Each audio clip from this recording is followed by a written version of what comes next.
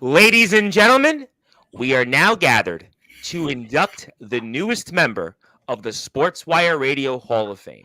And I couldn't think of a better way than to open up my speech as your master of ceremonies. The Reverend Tom Bryce is allowed to join the congregation in our newest member of the Sportswire Radio Hall of Fame. When I think about our newest member of the Sportswire Radio Hall of Fame, there's a lot I could say, but I only have so much time. But reason I say those things to open it up, because when I think about what this man has done inside the ring, speaks for itself. For over years, year after year, whether it's in the yard, whether it's in the indies, the underground, everywhere else in between, this is a man that time and time again has always been at the top. But before I even talk about being at the top, his greatest asset is his contribution to giving back in this sport. And it's all crystallized, ladies and gentlemen, with a company called Resurrection Pro Wrestling. Many of the people in Resurrection Pro Wrestling have actually become staples of Sportswire Radio. And it's because of our newest member of the Sportswire Radio Hall of Fame who's been teaching them, giving back in his skills, giving back in many ways what the spirit is of all wrestling matters. When we think about all wrestling matters, it's not just about inside the ring. It's about what you do outside the ring.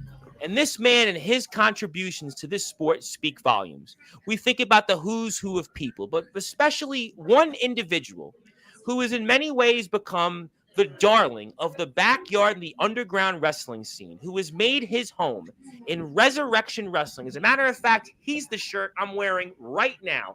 Yes, D'Angelo. sir. Real raw energy. In many ways, it is because of our newest member of the Sportswire Radio Hall of Fame, who has given him those opportunities to shine and make all of us proud, not just as boosters of Resurrection Pro Wrestling, but the entire wrestling community that we are building. And I don't think, ladies and gentlemen, it's coincidence that just about 7 or so months ago, this platform started to work with Resurrection Pro Wrestling. And since then, we've seen a movement blossom, but we've also seen stars blossom, like another one, the Resurrection Pro Wrestling World Champion, Dustin Alexander, although I'm sure our guest would like to be wrestling him at Saturday Night Riot. I'll be sure to get to that later on with somebody else. We'll certainly save him. We'll save him because he's always here on Sportswire Radio. But now it's the West Memphis Kid's turn tonight to say a few things. But when you think about those names as Dustin Alexander, the Machine, who's pinned Jimmy Controversy. That's right, Jimmy Controversy. It's because of this man here who has given him an opportunity in the biggest stage, in prime time constantly, in the brightest lights, to give him those places. D'Angelo the Flame, who in many ways people have said he is the next Jack Delter. And Jack Delter is a man that doesn't really acknowledge many people. He would like to wrestle outside of the places that he wrestles.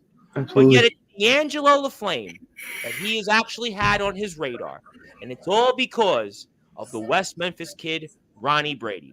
Many connections here on Sportswire Radio from the hardcore and deathmatch scene. I mean, we could never forget almost the resident landlord of Sportswire Radio now, Mr. Mac 10, as I am Mackie Boy. In many ways, that's the West Memphis Kid, Ronnie Brady, there for you. I mean, after all, Mac 10, I mean, who knows when else Mac will be here? At this point, Mac is here so many times that I feel like I'm seeing things. As a matter of fact, I think I see Mac 10 more than my own family at this point. Maybe Mac, I mean, maybe I should be the one moving. And I think I could probably pay the rent probably a lot easier than maybe that one individual I'll get to later on. But so many other stars that have called themselves home here on this platform come from the West Memphis Kid, Ronnie Brady. We could never forget Drake Golddragon, the longest tenured champion of any belt in Resurrection Wrestling history, who's coming back here. He comes from Ronnie Brady, the West Memphis Kid. Cameron Cage, who calls himself the last living legend. Oh, I'll get to him because he's actually also made quite a splash recently on Sportswire Radio. I'm sure his name will come up. And maybe even another guy, I guess he's out of Resurrection Wrestling, but I'll still mention him anyway. The Icon Jack Spade. After all, the tag team, the brothership that they had, the Congregation, which was arguably one of the greatest tag teams in the backyard and the underground. And what the men that they had laid at their feet from their success, championship after championship, year after year, there was no doubt that the congregation, we all had to rise. And if we didn't, well, we certainly would probably have to say our own sign of the cross. Because after all, I am a reverend, and what else could I think of to kind of counter that? But even guys like the psychopath Xavier Thorne have gotten another chance here in Resurrection Pro Wrestling due to Ronnie Brady, the West Memphis Kid. But, ladies and gentlemen, there's something else that has given more people an opportunity on a bigger platform to let their skills be tested against some of the very best, some of the very greatest in the backyard and the underground currently.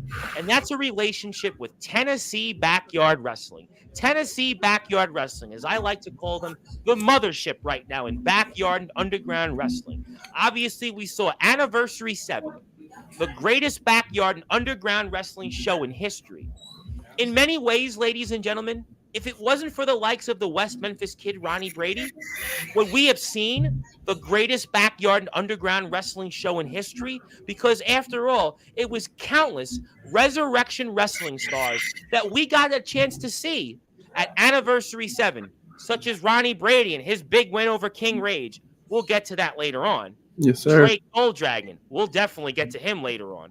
The likes of Roddy Alpha, and also the man that opened the show up against my good buddy, Alan Michaels, the Trendsetter, and D'Angelo the Flame, and maybe the greatest opening match in backyard and underground wrestling history. And it speaks to the volumes of the term all wrestling matters, that in many ways, even before this movement was created, the likes of the West Memphis Kid, Ronnie Brady, were opening and breaking doors for so many others to have that chance and to have that ability. And that's why, ladies and gentlemen, sure, he's been a Resurrection Wrestling World Champion. Yes, he has been a national champion. Yes, we even go back to the days of BCW, where he was lighting up yards, figuratively and literally, and he's had different gimmicks, different hair looks, but at the end of the day, Ronnie Brady made an impact. You know, when we think, ladies and gentlemen, about many of the great backyard underground wrestlers of our generation, you could not have a Sportswire Radio Hall of Fame without the West Memphis Kid, Ronnie Brady. And as a matter of fact, I'm sure the West Memphis Kid, Ronnie Brady, has been like, Tom, what the hell have you been waiting for these past 7 months? I mean, you've put everybody else in there. You've put in the likes of C2K and Skulls, who can't even wrestle really. And where am I here? And after all, I mean, Ronnie Brady is really one of the founding fathers of this generation. When we think about the who's who of people that could sit on the Mount Rushmore, this kid, Ronnie Brady, is right there, especially if you've been in Tennessee, Mississippi, Arkansas, all throughout the South. There is no question the West Memphis Kid, Ronnie Brady, has done it all. And, you know, ladies and gentlemen, I could go on and on and on about the West Memphis Kid, Ronnie Brady, and I'm sure he might like me to. But I also know that we also have a lot of current events to talk about here in the world of Resurrection Pro Wrestling. And plus, the West Memphis Kid, Ronnie Brady, might even want to address another Hall of Famer that was here yesterday that apparently worked a show at Resurrection Wrestling last year, and he may have a few things to say about it. And I am sure that's going to be one where you get the popcorn out. But tonight, ladies and gentlemen, is a celebration. It's a celebration truly of a man and a company that I can honestly say, when I think about the movement, the spirit of all wrestling matters, other than maybe one promotion, the IMF, which has been with us for almost a year and a half, and they're kind of the founding fathers of this new movement, there has been no better company to have worked with this platform and has believed in the spirit of all wrestling matters than Resurrection Pro Wrestling and the West Memphis Kid, Ronnie Brady. And I'd also like to say, before I give him that long ceremonial introduction, the certificate, that I can honestly say, working with this man the past several months, it has been an absolute honor.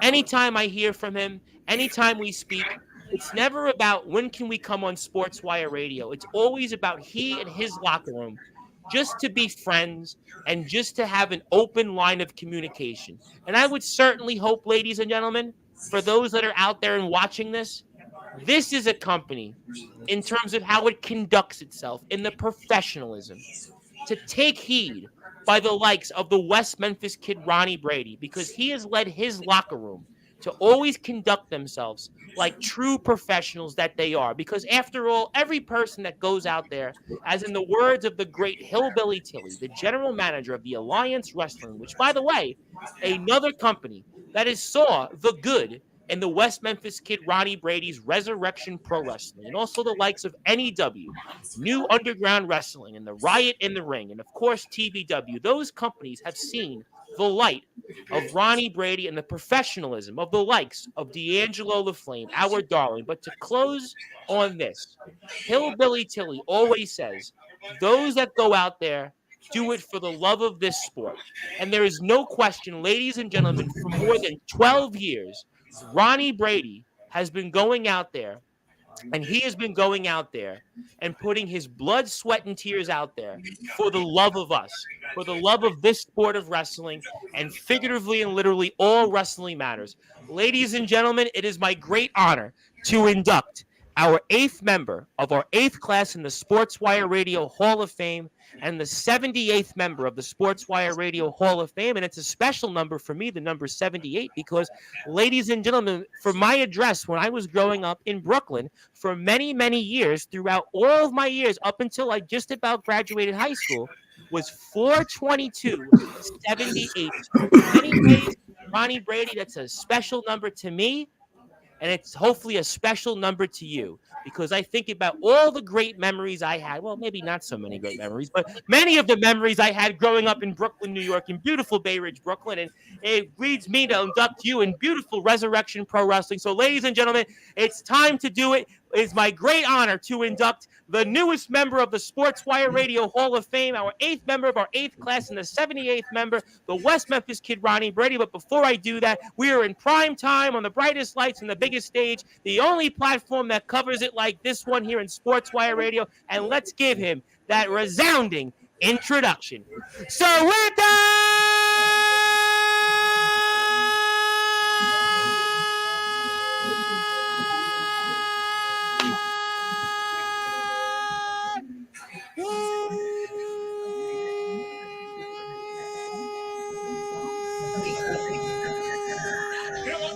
without further ado, here on the Sports Report,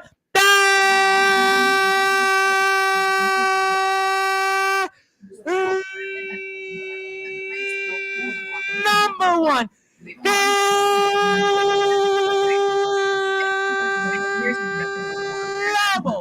Sports Show, the 8th member, the 8th class, and the 78th member of the Sportswire Radio Hall of Fame. His name is the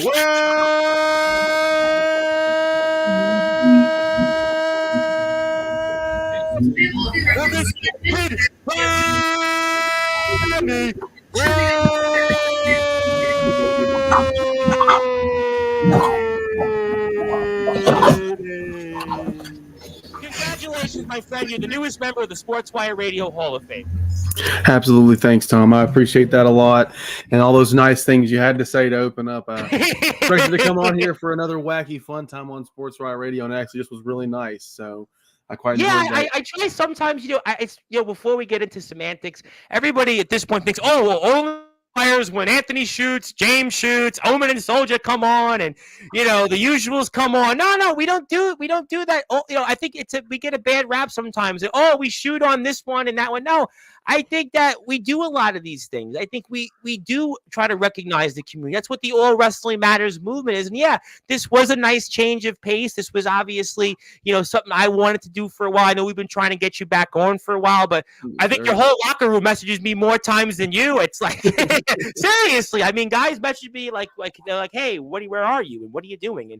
But no, obviously it's a nice change of pace. We always like to do it. That's really every day.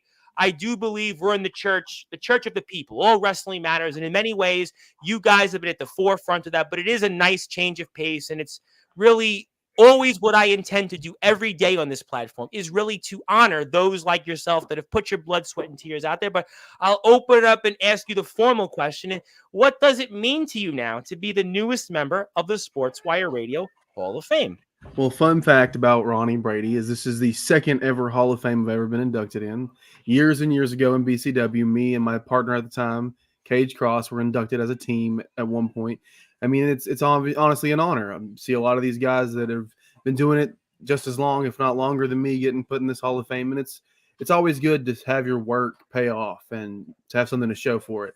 Like when you were talking earlier about the boys, the wrestlers that work for Resurrection, that I've had a hand in helping them become the talents they are today. Like that's the honor for me. I think I couldn't agree with you I more. can win 1,000,000 championships. I can go wrestle all over the world. But what's going to matter to me when I look back is going to be my legacy that I left, which is, did I teach the guys that I taught right? Did I take care of the people in the ring? Was Ronnie Brady a safe worker? Like all that stuff.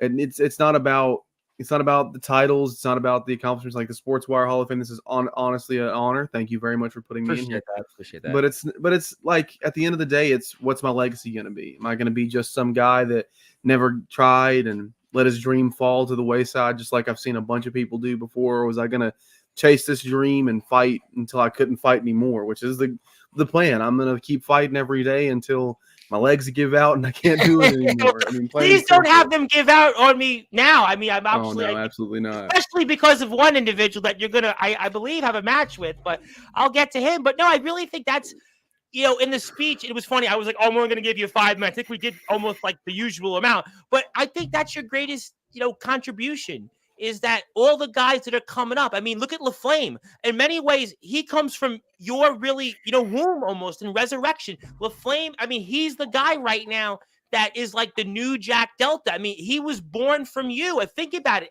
AWL, TBW, goes without saying. NEW in Massachusetts, Summer Bash. He's going to be a big, I'm sure, component of Summer. He's wrestling Soldier GP. That's a dream match. And that's because of you, the West Memphis Kid, Ronnie Brady. I mean, think about that. D'Angelo the Flame comes from your company. I think that's one of the greatest contributions you're going to probably wind up giving in your career, hands down. I mean, like, I can't take all the credit. All the boys in Resurrection are extremely talented. When they came to me, they were all extremely talented. I can't take credit for anything that any one of those boys has done wholly by myself. It took a lot of hard work on their end and a lot of hard work on mine, getting them exactly where they need to be. And I have been nothing but proud of these boys and all the work they've done. D'Angelo LaFlame is a friend and a brother, and I love him to death. And I'm proud of everything that he's doing. Love him. He is killing it out there. And I'm just going to say it. Better than Jack Delta, in my humble opinion, because he's out there putting in the work 24/7, 365. You do know that I can't take a side on that one, but what I understand.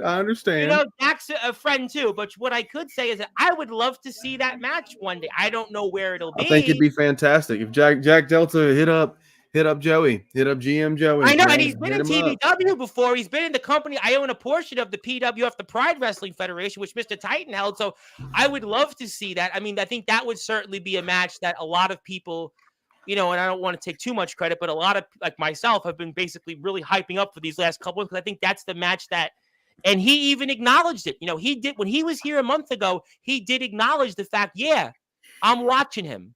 And that's because of you, Ronnie Brady, the West Memphis. You gave him that opportunity, and that's led to other places. TBW opening match, the greatest opening match on the greatest backyard underground wrestling show in history. AWL goes there and breaks groundbreaking doors there, defends your championship in another state on another promotion TV. NEW's Riot in the Ring. He's going to be wrestling there this Friday. He was all the way in Massachusetts, Summer Bash, which is going to be the greatest backyard underground wrestling event, live event in history. He's going to be wrestling Soldier GP, who's at the top right now, for many would say, in terms of underground wrestling champions. I mean, this is all because of you, the West Memphis Kid, Ronnie Brady.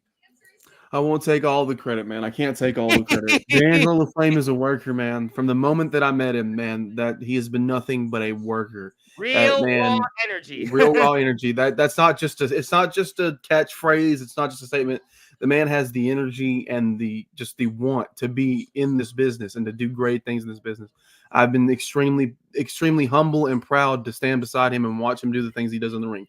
Whether I was across the ring from him or watching from ringside, this man. I won't bring up the tag team title loss you had last year. Yeah. Well, I mean, some could say that my partner, a certain somebody who we get into later, he didn't get in the ring in time to save me. Another one that's become a regular, by the way. He's been here like a lot, actually, believe it or not. I mean, he's given Mackie Boy a run for his money. Oh, yeah. Mac 10 and Jack Spade, they're a pair of interesting interesting individuals.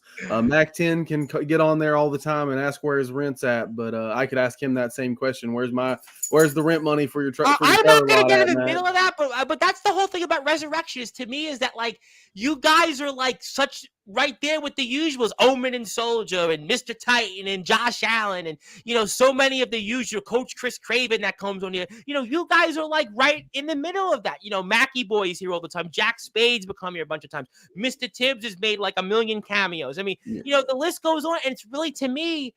That's what's so good about the Resurrection relationship, that really what you guys have been doing with TBW, but these other companies, AWL, NEW, Summer Bash. And I think that's why you're here. Yes, the World Championships. Yes, we're going to talk about Anniversary 7. We're going to talk about current events of a certain individual. I mean, we'll certainly get to him, but it's your night tonight. But the facts are is that, you really outside the ring have been the guy breaking the doors down. I think that's to me what the Hall of Fame is about. It's not, I hate to say it's not about wins and losses. I don't care how wins and loses. I never get in the business of telling people who should win, who should lose, who should be a champion. I just want to see people that go out there and collaborate, build friendships, build a community, have a good time, and see things that would maybe help every other promotion.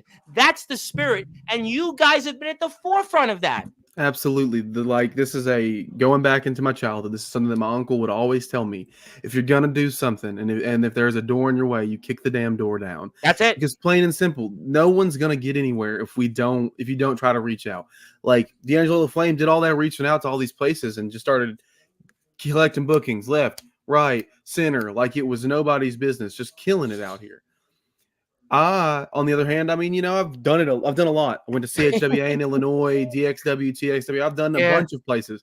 So I take my time. I go to TBW and hang out with those boys. Lots of good guys over there. Love TBW, by the way. Lots of talent that Ronnie Brady wants to face and show them why the Forsaken One is the greatest wrestler of all time. But that's neither here nor there. But these guys, they're all fantastic. And if I could go, I mean, hit me up, Ronnie Brady. I mean, the Instagram. Oh, we got a lot of comments. We got a lot of people. Sportzwire, really. You can just let Ronnie Brady know when and where, and if I can make the time, Ronnie Brady will sure make the time and make the trek up there, and he'll kick some teeth in. We're gonna get to that, and I have tons of comments. I want to put some links up on the screen. I want people to support Resurrection Wrestling. But before I do that, Ronnie, I think it's a good thing because I know there's a lot to talk about tonight. I want to present to you something on the screen that officially recognizes you in our Hall of Fame, and it's always my great honor to write these. And I've even been told by some that I've done so many of these that my actual script has gotten a lot better, and I think it actually has, especially that I've done it 78 times now. But there you have it, Ronnie. There's my official John Hancock. Some say it might be worth something. That's today's date, and that's your name, my logo, and congratulations, Ronnie. I really feel like that it is like 5 months overdue because you probably want to strangle me at this point because I've had Mackie Boy on. It's a joke. It's a joke. I've had Mackie Boy on so many times, and the individual, I'll get to him. I'm saving him. But, the point is that this is really well overdue. And, I really, for everything you've done in this sport, and I say this genuinely, and I think that a lot of people know when I say something on the air, I say the same thing off the air. That's something I'm very, very proud of, is that to me, you have the spirit of all wrestling matters. Your blood, sweat, and tears. You've done that. You've gone out there and given guys an opportunity, and that's what I'm about. That's, to me, what I'm about, and that's why tonight is a celebration. It's a celebration of everything you've done. And that's why I wanted you to have this. And I obviously would like you to hopefully, take it and accept it and just thank you. Really, I can't thank you and others enough. And you are on the Rushmore. I think what you've done in the yard and the underground, it deserves to be right up there. And I think that's what the Hall of Fame is about. And I, really just want to say thank you for everything that you've done in this sport. And that's what I try to do. I know people say, oh, well, he just shoots on everybody. No, we shoot on what we may or may not agree with and what we'd like to improve. But Ronnie and Resurrection Wrestling, on the other hand, every day we thank them. Every day we thank them for what they've done. Every day we thank them for these young talents that are growing up so fast before our very eyes. So thank you, Ronnie, for all that you've done. And this, I hopefully think, will take it. Oh, I absolutely appreciate it, man. It's an honor to be in the Hall of Fame. Another one on the docket. So what did they give you for the first one? Now, when you got the first one, did you get something like this? What did they give you? Do you remember? So yeah, he made like similar to this a little image that was like it was a certificate for the Backyard Wrestling Hall of Fame, the Great Divide, which was our tag team at the time. If way back when the congregation was first I did born, see some of the footage. I have watched it. You would have seen us speaking about the Great Divide, which was myself, Cage Cross, and a young Jack Spade. Three of us as young bucks. Buzzcut Brady was that era. Lots of time. Not got this long hair, but Buzzcut Brady was that era. I definitely want to go back there. Stick with the long hair. I don't know if the Buzzcut was Buzzcut Brady was not the vibe. Buzzcut Brady was not the vibe. You almost had, I hate to say it, a G.I. Jane vibe. Demi Moore's character. I'll take it. I will take it. That was awful. Well, I might take Demi Moore, but that's a different conversation for a different time. But I'm going to get to some comments here. First of all, let me say a lot of people. D'Angelo the Flame would like to say hello. There he is, good old D'Angelo. Hello, my brother, man with the master plan. Zilla says the same comments almost in copy and paste. So we thank you, Zilla, for tuning in. Want to say hello to one of my very dear friends from the great state of Ohio who is hosting Summer Bash. He is Mr. Dark Crown himself. What's going on, fellas? What's going on, I will certainly ask you about Incorporated in a little while. Absolutely. Yeah, we can discuss. And I've had Incorporated on Sportswire Radio actually a couple of weeks ago. Incorporated was here actually and addressed a person that you've certainly made sure that they haven't been a world champion in the past, and the last living legend, quote unquote, Cameron Cage. Would like to say a little. One of my very good buddies from the great state of Indiana, Mr. Michael Christian, whose ex-stepfather was Festus Davis, their senior official. How you doing, Michael? Always good to see Michael. Also, let's effing go, my buddy DG Colt. How you doing? Good to see you, my brother. And Cameron Cage. Speaking of that, this dude is going into the Hall of Fame for what? Taking my spot last year. I think that would be last year. You took you let your own spot go when you put it on the line in a match with the Beast Adrian Prince and got knocked out and lost your entire career until the GM Joey graciously allowed you to come back. Like, plain and simple, I didn't take anybody's spot. I made the best of a shitty situation. So it's not my fault that I ended up becoming champion when you arguably probably were the right guy, and it probably was your time, but you put your shot on the line against the Beast Adrian Prince, and then he took his ball and he went home. And then Rage got injured. So then we didn't have a match for the title. So then me and Jack Spade tore the house down at Retribution for the title. Yep. We had to make the best of a shitty situation. That was certainly a situation, and he's trying to get that championship, and it's obviously gone real personal between him and Dustin Alexander. I don't think I've seen Dustin Alexander since. That was 9 days ago, and I don't think I've heard a peep from him. So I'm sure I'll come back to Mr. Cage. And oh Lord, not Cage. Yeah, Incorporated was not a fan of Cameron Cage last week on Sportswire. So they can keep their comments to themselves. Old Incorporated over there. I am going to ask you about that in a little while, though. So I will we can talk Incorporated. All right, fair enough. Duly noted. Congratulations, Ronnie Brady. I can't wait to meet you and pick your brain. I agree with you on that. We love hearing Ronnie and his brain. And hello to the Grim Reaper, Joe Anderson. Sure, Joe Anderson, good friend of the West Memphis Kid. Good friend of the West Memphis Kid right there. Joe Anderson is one of the guys that actually, you're going to laugh. Joe made a cameo on Sportswire. It was a week and a half ago. Omen was here because it's his Omen show after all. And Joe Anderson was in the background when Mr. Titan had interrupted Omen Black, and that was the Joe, the hardcore queen, the hardcore queen herself. He's my hardcore king that I bow down to, though, every time. I don't bow down to any hardcore queens. No, you're Ronnie Brady. Get in the ring with somebody like Omen Black or Mac 10 or Jimmy Controversy, and then we can talk about being a hardcore king. Two of those people are in your promotion working for them, so I'm sure that Mr. Titan would be very much able to do that if he desires. But I want to say hello to the longest reigning champion of any sort in company history, Mr. Drake Golddragon. What's up, guys? The Big Bad Dragon is here. Talent. Oh, for sure. His ring ability impresses me more and more and more. Want to say hello, I believe, to Ref Carter. Yeah, Rezzy. I love saying Rezzy. Carter. I think he's like, he has to be in the best shape of any referee, like anywhere. Like, does this guy like work out in the referee shirt? I would love to know. Does like Ref Carter do like 20 push-ups every like 5 minutes? I'm sure full slacks, red shirt, plugged in, and that's how he's working out, man. No, seriously, usually you see referees and they look like the Charles Robinson, Mike Chioda, referee Steven. They have a certain look, right? But Ref Carter, I mean, this guy looks like he might be in the best shape of almost any other backyard and undergrounder I know. I mean, the guy looks like he's just dripping sweat. He comes right out of the gym. I mean, looks like he's probably, I don't know, did 300 or 400 lifted. Probably did 50 reps of pull-ups. Definitely not a referee that I would get in their face and yell at them. I Because would say he he might could throw probably. me across the ring, and so Well, then I would have to say that Ref Carter maybe want to consider action movies other in addition to refereeing, but he I'll should. certainly. Well, that's why hopefully he says hello and I say hello back. Shane Davidson says, "What's up, Ronnie Brady? Good to Mr. see you." Armageddon himself. Yes, I think he's Armageddon again. He was a Southern Bulldozer. He's Armageddon. He's also one of my other usuals on Sportswire. One of my I've seen him on favorites. here a lot. Yeah, he's one of my buddies, Shane Davidson. I love Shane. Shane and I, we're peas in a pod. Well, that probably says more about him than me, but different conversation for a different time. Of course, Alan Michaels, one of my dearest friends who wrestled D'Angelo LaFlame. Yes, And sir. They had a fantastic match. Alan Michaels, I'm so happy he's back because Alan Michaels has made such an impact. And he made an impact last year at the TBW Resi show. And Alan right now, I think is primed. The best is yet to come. What's TBW roster and how is the rosters doing? I think everybody's doing good, I suppose. I would certainly say suppose. Want to say hello to one of my favorites who's probably listening to us on the Promo Wrestling Federation YouTube page. That is Ronnie Brady.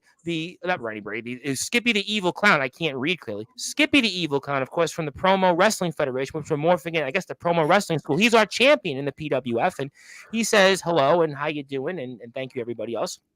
What's up, Tom? Congratulations to Ronnie. Appreciate everything you do for us. I believe that this is Corey from TBW. And thank you, Corey. Hope you're doing well. Hope you're enjoying the show. And I say thank you for your support. And I'm hoping that you're having a great time out there because that's what it's all about.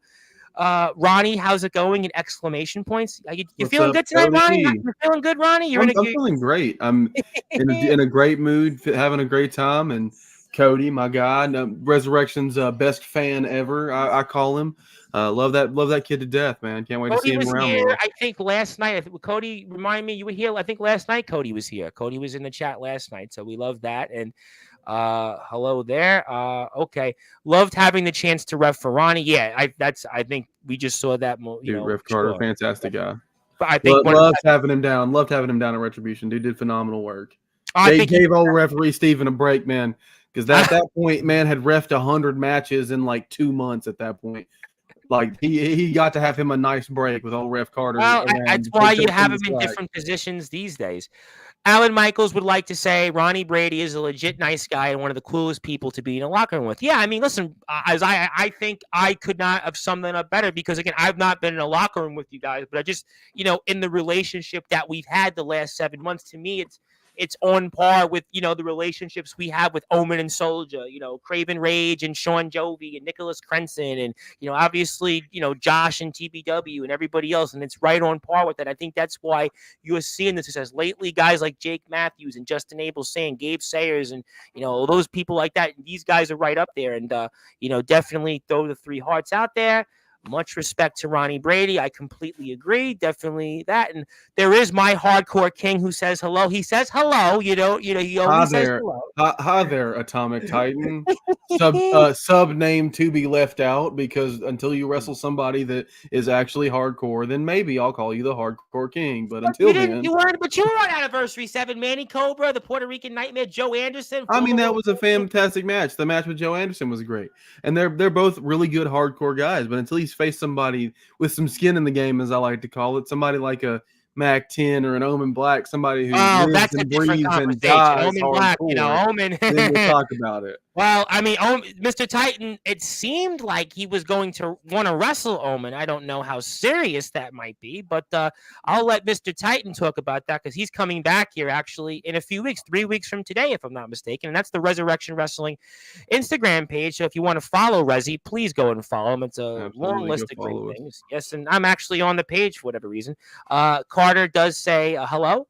Also, let's come back to some other things into Ronnie's world. Oh, this is from one of my other people from the Promo Wrestling Federation, the Wicked One Judas. What's up, Wrestling World? That's what we've done. We have a new Discord chat with like 60 members. Some of the members are here, and we're obviously doing some big things. We want to incorporate some of the people in Resi, and I know TBW are going to be a part of the Promo Wrestling Federation. So if you play the game, or if you're on Discord, by the way, if you are on Discord, I'm at Sportswire Radio. So if you want to give me a friend request, I'll add you to the chat that I'm in, and we can obviously, it's a safe place. So many things are going on in the world. So if you want to hang out, talk wrestling, just be friends, that's what we have here. So if you're on Discord, I'm at Sportswire Radio. Send me a friend request and I'll add you to the group that we're in. Tom, I gotta send you some standing change. No, I will take care of you, Alan Michaels, but I'll definitely, I'm sure, gladly wear. Because at this point, Ronnie, my running joke is the only thing I wear at this point is wrestling merch. In fact, you're gonna laugh, Ronnie. My mother was married last month, and you know what I was wearing? A wrestling shirt. Everybody was looking at me like, "What are you doing here?" And I was like, "Well, I have a wrestling shirt on because I'm about to interview Craven Rage." And I think people looked at me, and that's why I wasn't the one getting married. But absolutely, congratulations to my mother getting married. But I'm sure absolutely. most of the people weren't saying congratulations to me. Hello to Mr. Joseph Tibbs. Of course, Brother Joseph Joe. Tibbs, our hardcore, certainly representative of all things Wrestling Matters. And a man that, would obviously heard what you said about him, forsaken but soon forgotten. Mr. Jack Spade. Jack Spade, come back and face me in the ring one last time, and we'll see who's forgotten. Ooh, Plain and simple, my brother. I will always love you, but he did kind of say the same thing. But when we step between those ropes, it's over with. We can have that nice final fight, and we can see who gets to step out the ring on both legs, and not getting carried out. Well said, I suppose. Let me get to some non-copy and paste comments. I want to say hello to one of my buddies, Mr. Nicholas Cranston. I hope Nicholas is doing well. Unfortunately, his car got wrecked earlier today, so I hope, Nicholas, you're feeling well and doing okay. And Nicholas is also one of our members of the Hall of Fame, and Incorporated laughed about something, but I don't think it was the Jack Spade comment. Hey, staying trendy can always have one on the Forsaken one. Alan Michaels, would you want to wrestle Alan Michaels sometime? What do you think about that? There's a laundry list of guys on TBW and all over that I would love to wrestle. And don't we have Battlefield again? Because remember last year we said we would run it back, right? That was on TBW. Yeah, I believe that it's going to be ran back, and this time we're going to host it. Resurrection is going to be the company to host it, and those boys are coming down here, and we'll see who ends up on that team this year, and see whether or not if Resi gets all of the points this year. Well, home field advantage is always key. We hear it all the time in sports. Home field advantage, and that could certainly be a different conversation than last year's one. Congratulations, Mr. Brady. Want to say hello to the anarchist Gunshot. He says congratulations, and yes, I know that you made a lot of logos, and I'm sure I believe, yeah, that they made the original version of the Resurrection logo. Yeah, not the new one you're seeing. Not the current purple, but the red and black Elevation logo. Yeah, which I absolutely adored. Me too. Board of directors decided it was time for a change, and they went with the black and purple color. And I love Bren. Bren is here every single show, and Bren even comments and tells me what he thinks about the shows. I mean, that's amazing. Bren is I think Bren, you know what? I think if whatever one day Bren needs to go in the Sportswire Radio Hall of Fame for his just designing logo work. I hope logo work, like logos are important for everybody. For wrestlers, for everybody. Logos are one of the most important things in wrestling, because your logo, if someone can't see your face, but they see this really cool logo, like, I wonder whose logo this is. And then say you're wearing your shirt when they see it at a table at a show. I wonder whose logo that is. That's cool. And then they see you come out wearing the same shirt, and then they like your work. They like, I'm going to go back to that table and buy that because I really like that logo and I really like this wrestler. You know what it reminds me of? I used to play music, and my cousin was a roadie for Bret Michaels for a very brief period. And it's like being in a band, right? Somebody has a shirt, and it's like, okay, I want to wear that. I want to find more about the band. I want to go out and, listen to the music. And that's really what I think the wrestling community is so similar to me, like in the rock community, where it's like, if you got a wrestling shirt, it's like, okay, we're friends automatically. That's why the logo work is so important. And people like Bren that really do incorporate that all wrestling matters spirit. Incorporated. There you go. The line is. I want to say hello to one of our people here, that is Blizzard. We all love what you guys do. Blizzard is from ALW in the great state of Marion, Ohio. They've become new people into the All Wrestling Matters movement, and they are obviously been listening to the shows. Thanks to my buddy Big Man Cam TikTok in personality. And I got a good one from Wicked One Judas. If I had a dream match that I would want to have, it would be against Osiris and ESW. Well, Osiris ain't going to happen. I can guarantee you that, because ESW ain't open for business. But my hardcore king, you might have to ask him that question because he's always here. But I would slightly disagree with calling him an atomic turd because that would be my opinion on I that. like that. I like that. I like I that. don't know if I can When formally Judas, agree with appreciate that. that. Brent is going to probably love that. But yes, all wrestling matters. All And wrestling does, in fact, matter. thank you very much for that. Okay, so we're going to take this off the screen because I have some other things I want to get to. So first of all, we are on Sportswire Radio. If you'd like to follow Resurrection Wrestling, that is their links up below. We're going to also put up the Resurrection YouTube channel because we're going to talk about a couple different things here first. I want to kind of maybe talk about TBW Anniversary 7 first because you were in the ring there for that. But Absolutely. if you're on Sportswire Radio, hit that sub button for us. We're at Sportswire Radio 6579.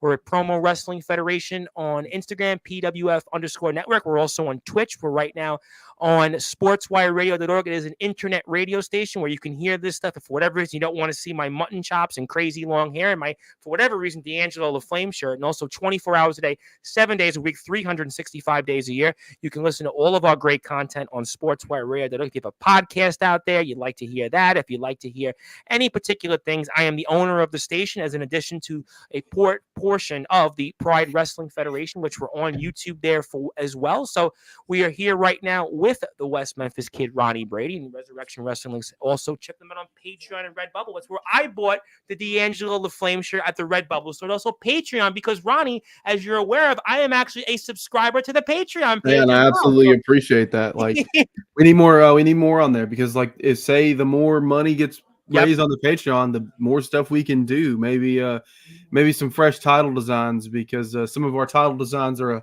little worse for wear. Some of our belts have been around a long time and they could use a refresher. Absolutely. That's why you go out there, you hear, yes, hit the sub button, hit the like, but if you can, buy a shirt, buy something, with a sticker, a banner, join Patreon, because those are the things that, you wind up going out there and it helps to support the wrestlers. It helps them because these things are free. They're not free. So you can go out there by buying a shirt, buying a sticker, buying a hat, whatever it might be. That's going to help in investing in, let's say, maybe a new ring, maybe, let's say, some new chairs for a show or whatever it might be. So let's please support our community. This stuff ain't cheap. Wrestling is not cheap. No, if anyone tells you it is, it's not. You're going to be broke for a while. Listen, Craven Rage, I don't even think I should say it, but I'm going to say it. His company, WC, they spent like $10,000 on their ring with improvements and upgrades. I mean, it's no joke expensive. I mean, you look at like it's a minimum $4,000 or $5,000 for a ring that you put these shows on, and it's a lot of money. And I want to talk about real quick anniversary. I know you want to talk about some things about yesterday. I want to let you do that after that, but Anniversary 7, you're on the greatest backyard and underground wrestling show, and you're there wrestling. You're obviously wrestling King Rage, and I'm going to put that up on the screen shortly. So, talk about that experience being back in TBW wrestling in Anniversary 7 and just how it felt in the show itself. So Anniversary 7, it was great to be back in TBW with those boys, and it was a fun time. Fun fact, me and Rage have never faced one-on-one in Resurrection Professional Wrestling. We have only ever faced each other twice one-on-one, and it was for TBW and a company that we will not name. Let's not name the name because I think I know who it is. So go ahead. But those are the only 2 times I've ever faced Rage in the ring, and luckily this one was actually filmed and made it onto YouTube. I thought it was a fantastic match. Rage sadly couldn't get the job done, but maybe next time he'll get one over on me. It's fantastic. Well, he's been actually in a big slump lately. I mean, last year he was the topic of the yard, and this year he's obviously been struggling there a little bit. And I feel like he'll make a comeback after suffering that loss to his teacher, to the West Memphis kid. I think he'll find the gumption, and maybe he'll finally get one over on old Drake Golddragon and win himself a national title. Well, he has not been able to get the job done when it comes to Drake Golddragon, and we see here, obviously, some of the match itself, and we're going to fast forward a little bit to it, but we see you here and King Rage in the ring, and obviously, talk about the match. It was a very good match and a very hot day there, by the way. Look at the humidity must have been through there because I could see you sweating. It had to have been like it had to have been like a heat index of 100. Man, it was insane. But it worked out, man. We pulled through. It was a hot day. It was a rough day, but we pulled through and had a great time. And how do you? I'm just curious with you before I get to a couple of different things. I do want to transition, but when you go in a match like this, how do you pace yourself to be able to get through a match like this in a heat index? Man, it's always tough. You got to take it slow. Slow and steady wins the race. I mean, you got a lot of our guys that'll go in there and throw 15 minutes of some of the most high action, fast pace. But when you've been doing this as long as me, you'll learn that sometimes you need to just take it slow. Love that move. Loved pulling that out of the pocket. But yeah, like it's always a fantastic time. But man, in the heat. But honestly, I'll take the 100-degree heat over winter time. Because so do I. Cold, I got to be honest. I am much worse. The cold will literally take your breath away. You hit a bump and you're gone. You could be gassed 2 minutes into a match if you take a bump wrong. And we're seeing some of the match here now, and we come up, and while we're watching the match, I do have something from Incorporate, which I'm going to come back to in a couple of minutes. I actually have something incorporated for you, Ronnie Brady. They actually want me to play. But actually, I will let Zilla ask a question, which I think I've asked before, but because Zilla's here on every stream, I'm going to let her ask it while we're watching the match. Do you have a dream match that you'd want to do this year? And what's the favorite match that you've had in your career so far? So my favorite match, there are a ton of good ones, but probably my favorite match that I've ever done just from a wrestling standpoint was probably bringing it full circle with Jack Spade at Retribution last year. But I don't do a lot of looking back. I always look to the next one. But if I'd have to say of like recent memory, that's probably my favorite. My favorite of all time, though, would be BCW Wrestling Cage Cross and a ton of other talent up at CHWA and Best in the Backyard. It was a 6-pack challenge. Stuff going wild everywhere. It was such a good time. But dream matches probably with just people in the scene right now. The Rad Dad Radley Belmont. Rad Dad! I'm so. Has always been somebody that I've wanted to face. I've been watching his career my entire career. I think he's like just one of the best. I'm a huge fan of all the work the stepdads do. I love Rad Dad to death, and I would love to tear the house down with Rad Dad. That's up there. That's like top of the list. But there are so many other guys. I'd love to face Jay Wild. I'd love to face Russell Cooper. The world champion in TBW, and he made a cameo here last week. Mad props to Jay Wild, man. That man kills it every time. And I finally can't won wait. the big one. Finally won the big one. Well deserved. Absolutely. I mean, you're gonna hear that from everybody that knows Jay Wild. Like, no, I've heard it here on and off the air. Yep, absolutely, no question about that. It's funny. It's funny that you said Rad Dad because Rad Dad was here on Sportswire a couple months ago, and he's a huge supporter of the All Wrestling Matters movement. And I know that Rad Dad Radley Belmont is going to be back on Sportswire before the summer is out, and I could certainly ask Mr. Rad Dad about you because I am very certain, Ronnie Brady, that he knows Resurrection Wrestling because one of his compadres in GTS for a brief period was Jimmy Controversy, and he shared a locker room with him. So I definitely know, and I have high authority that Rad Dad definitely knows Ronnie Brady and Resurrection Wrestling. So I'm sure that I could definitely ask Rad Dad about he can make the call, and we'd be happy to have him down here, and I'd love to tear the ring down with him. You know what? I think that I could certainly, ask that question on the air, and I would love to do that. And I will get to Incorporated shortly, but let me get to a couple of other questions here. Even if you don't have a ring, it's still expensive because belts are very expensive. People do not realize compared to ring, ring maintenance is not near as much because you can do $50 here, $100 here. But belts, man, you're dropping $200 to $400. Yep. I was going to say at $250, you're going to probably spend, if you're lucky, $185, $180. If you're lucky and can get like a bulk deal, you might spend like $180. But no, man, like it can get up there. Like I've been shown some of the price quotes for like newer belts and that stuff. It gets expensive. Absolutely. Listen, this is not. That's why they always tell. I was always told from different people I know that when you get into the wrestling business as a promoter, expect not to make any money. $0 to be made. Exactly. You can ask General Manager Joey. He has a fun. No, he hasn't commented about that. But I go back to one of my biggest supporters in the UK, James Barris, who is the owner of Cullery Community Wrestling, as I call it. I mean, he's been at it for about 4+ years as an owner. and I speak to him almost every day.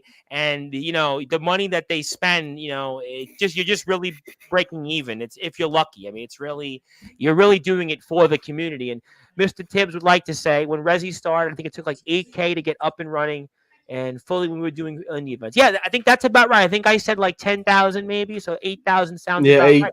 About 8 to right in that 8 to 10K range was that's including the price of the first venue rental to like it's not cheap. Running a promotion is not cheap. No, it's not. You might make slim margins, but resurrection lives by the sword and dies by the sword. Like that's it. No, listen, you know what? It's like doing a small business. Many times here in New York, I have been fortunate to be successful in things, and people would always present to me offers about, buying into certain things and doing it. And I a lot of times would not be, trigger happy. I'm more trigger happy with the microphone, but I was a lot less, trigger shy in getting into business because of the really it's scary, and it's a very scary world out there. And, that TPW heat I'm just watching it here. And that's why I'm asking about a match like this. And I know Alan Michaels is going to be here Friday, but, it's just so different in that humidity and, what's that like? And you're about to, put Rage out to sleep here and hit the second stomp of the match. I know it. I heard when the announced team did it, and that kick there and that 1, 2, 3, and yeah, he's going to be lights out there. And I dropped $200 on my first promo championship for our championship. But yeah, $200. I think I said $250. That sends about right. Somewhere between 2 and 4 is generally where a quality belt. You can get something for cheaper than that, but 2 to 4 is what's going to be the price of a quality belt. That's about right. There is an individual that says you suck. I can't say what it is, but I'll save that individual's comment. We can talk about that. I want to do that, but I want to I do have a message that I have to put up on the screen. We actually do have some breaking news in a second, and I also want to get to you about some things you would like to address from last night. Absolutely. So let me put the video up first. Let me clear some comments first. Hello to Mr. We have here. What a great show. Bulldog himself. Love Mr. Josh Allen. He was sending me something earlier today about his, one of his family members wrestling on a show with Angelo Poffo. Just amazing, amazing stuff. And yeah, Rad Dad is a great person. Who do you want to face in Resi? I mean, everyone. Let's just keep it real. Everyone. I want to wrestle everyone. When I'm done, and I want to face every single person on the roster. I mean, I would think that speed versus power with like an A-Ray would be cool against his speed versus my power to make a killer match. I would love to wrestle Roddy Alpha. I think that the man Roddy Alpha is, I think, Gravity just forgets that man. Every time I watch him in the ring, he thoroughly impresses me because that man, like Gravity doesn't exist for him. He just the Earth's pull listens to his movement, and it's not the other way around. Yeah, a lot of guys come on here that aren't in Resident. Of course, we're here with Ronnie, Brady, the West Memphis Kid, the newest member of the Sportswire Radio Hall of Fame. I am your voice for figuratively and literally all wrestling matters, the Reverend Tom Bryce. And even guys that come on here, Ronnie, that aren't in Resi say, yeah, Roddy Alpha, that's a guy I'm watching. Another guy, Roddy Alpha, that we probably don't talk about because you've got already great young guns. You got obviously Alexander. You got LaFlame. You got Gold Dragon. So it's another guy that's right there, just right about to follow. Man.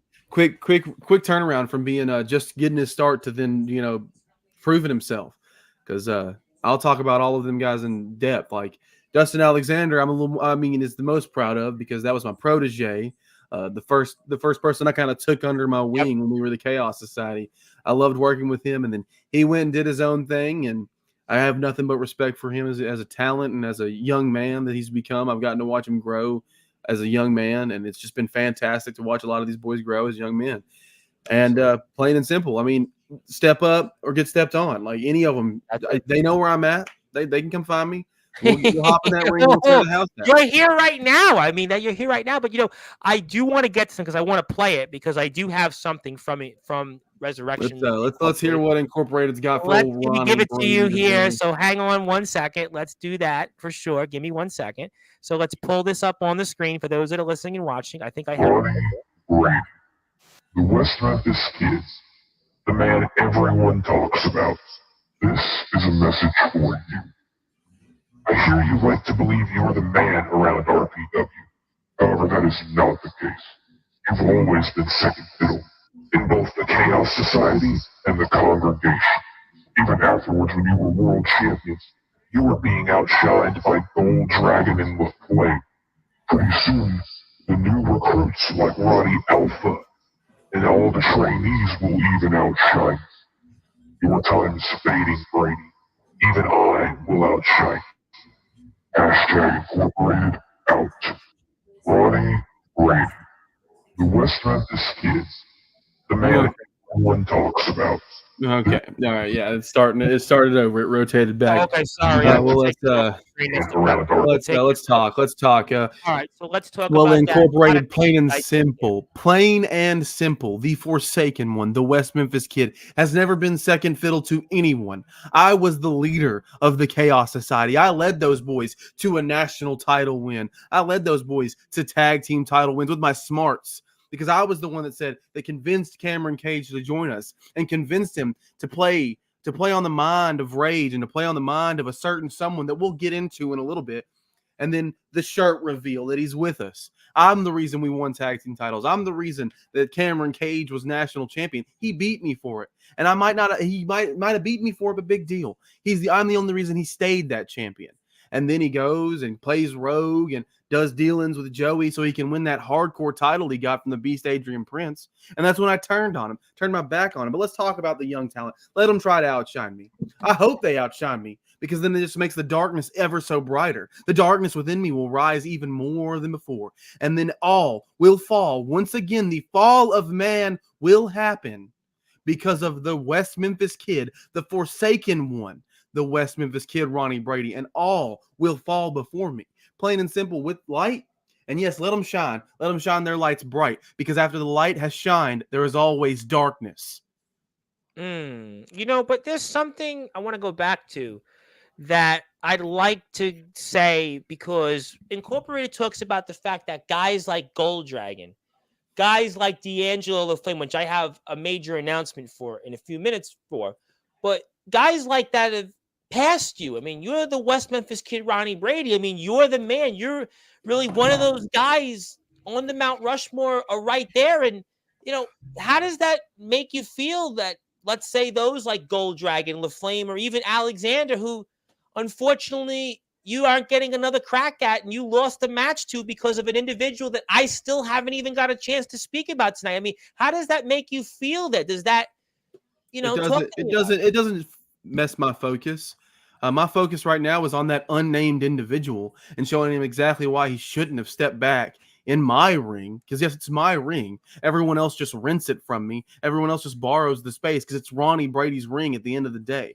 Plain and simple, everybody can have their own business and do what they got to do. Because for me, it's not about gold. For me, it's going out there and putting on the best goddamn match of the night, every goddamn single night, and doing it plain and simple to be the greatest of all time. I don't have to win 1 million titles. I don't have to be national champion 50 times or for 333 days or be the world champion 15, 17, 18 times. I can just keep on being Ronnie Brady and do what I've always done, which is be a fantastic performer on the microphone, in the ring, hell, even on commentary when I do it, to quote the great CM Punk. But plain and simple, it's not that hard to do what we do. It's a hard job once you get started, but it's not that hard to step up. And plain and simple, anyone, I'm right here. They know where I'm at. Come to Sportswire and call me out, or just show up on an elevation and call me out. Hell, call me out, send the promo over Instagram and put it on the YouTube and be like, Ronnie Brady, I'm calling you out. Come face me. And I will. I'll come face them right then and there. I'll set the date. We'll set the time and we'll go for it.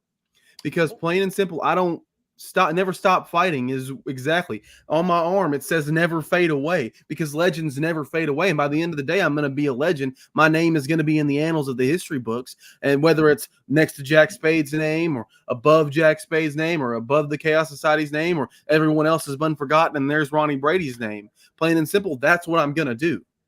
I'm going to leave my mark. And then when I ride off into the sunset to go have a grand old time and live my life after wrestling, I'll have it with a smile on my face. Because I'm not done until I say I'm done. There's a lot to process there, but let me ask you the one follow-up, because absolutely, you said a lot. And I think I agree with you in a lot of those things. No question that you absolutely have a lot left. But if I were to ask you, from what I gathered from the perspective of Incorporated in that video that we just saw on Instagram on the Resurrection Pro Wrestling Instagram page. You can check that out. But is Ronnie Brady past his prime?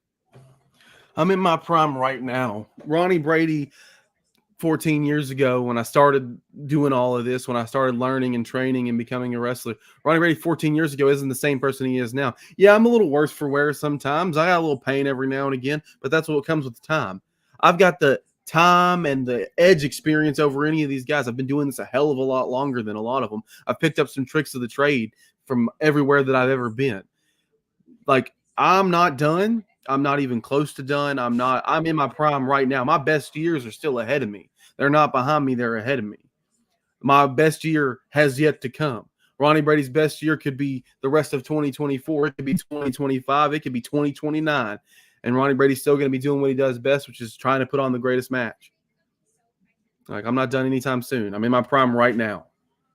We're going to certainly find out, and there's no question that Incorporated has been the topic of Resurrection Pro Wrestling over the past several weeks, and Cameron Cage was interrupted by it. Now you're interrupted by it, and it just seems like D'Angelo LaFlame's been interrupted by it. We saw the troubles with Steven Silvestri. Let me ask you one other question on Incorporated. Steven Silvestri, obviously, there's been a lot of talk about him as general manager, a lot of talk about, obviously, his tenure so far. It's been very controversial, very polarizing. I mean, what do you make of him as general manager right now? Do you blame him for this situation right now? What is your perspective on that?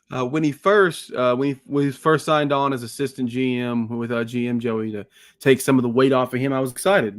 Another set of eyes to really work with things. But we're a little rogue down here at Resurrection, especially Ronnie Brady. I'm a rogue. I do things on my own pace. Like I say often, when I do something that a referee doesn't like, I've got the board of directors on speed dial. They can find me all they want, but you're not going to disqualify me. I'm going to do what I want because Ronnie Brady at the end of the day does what he wants.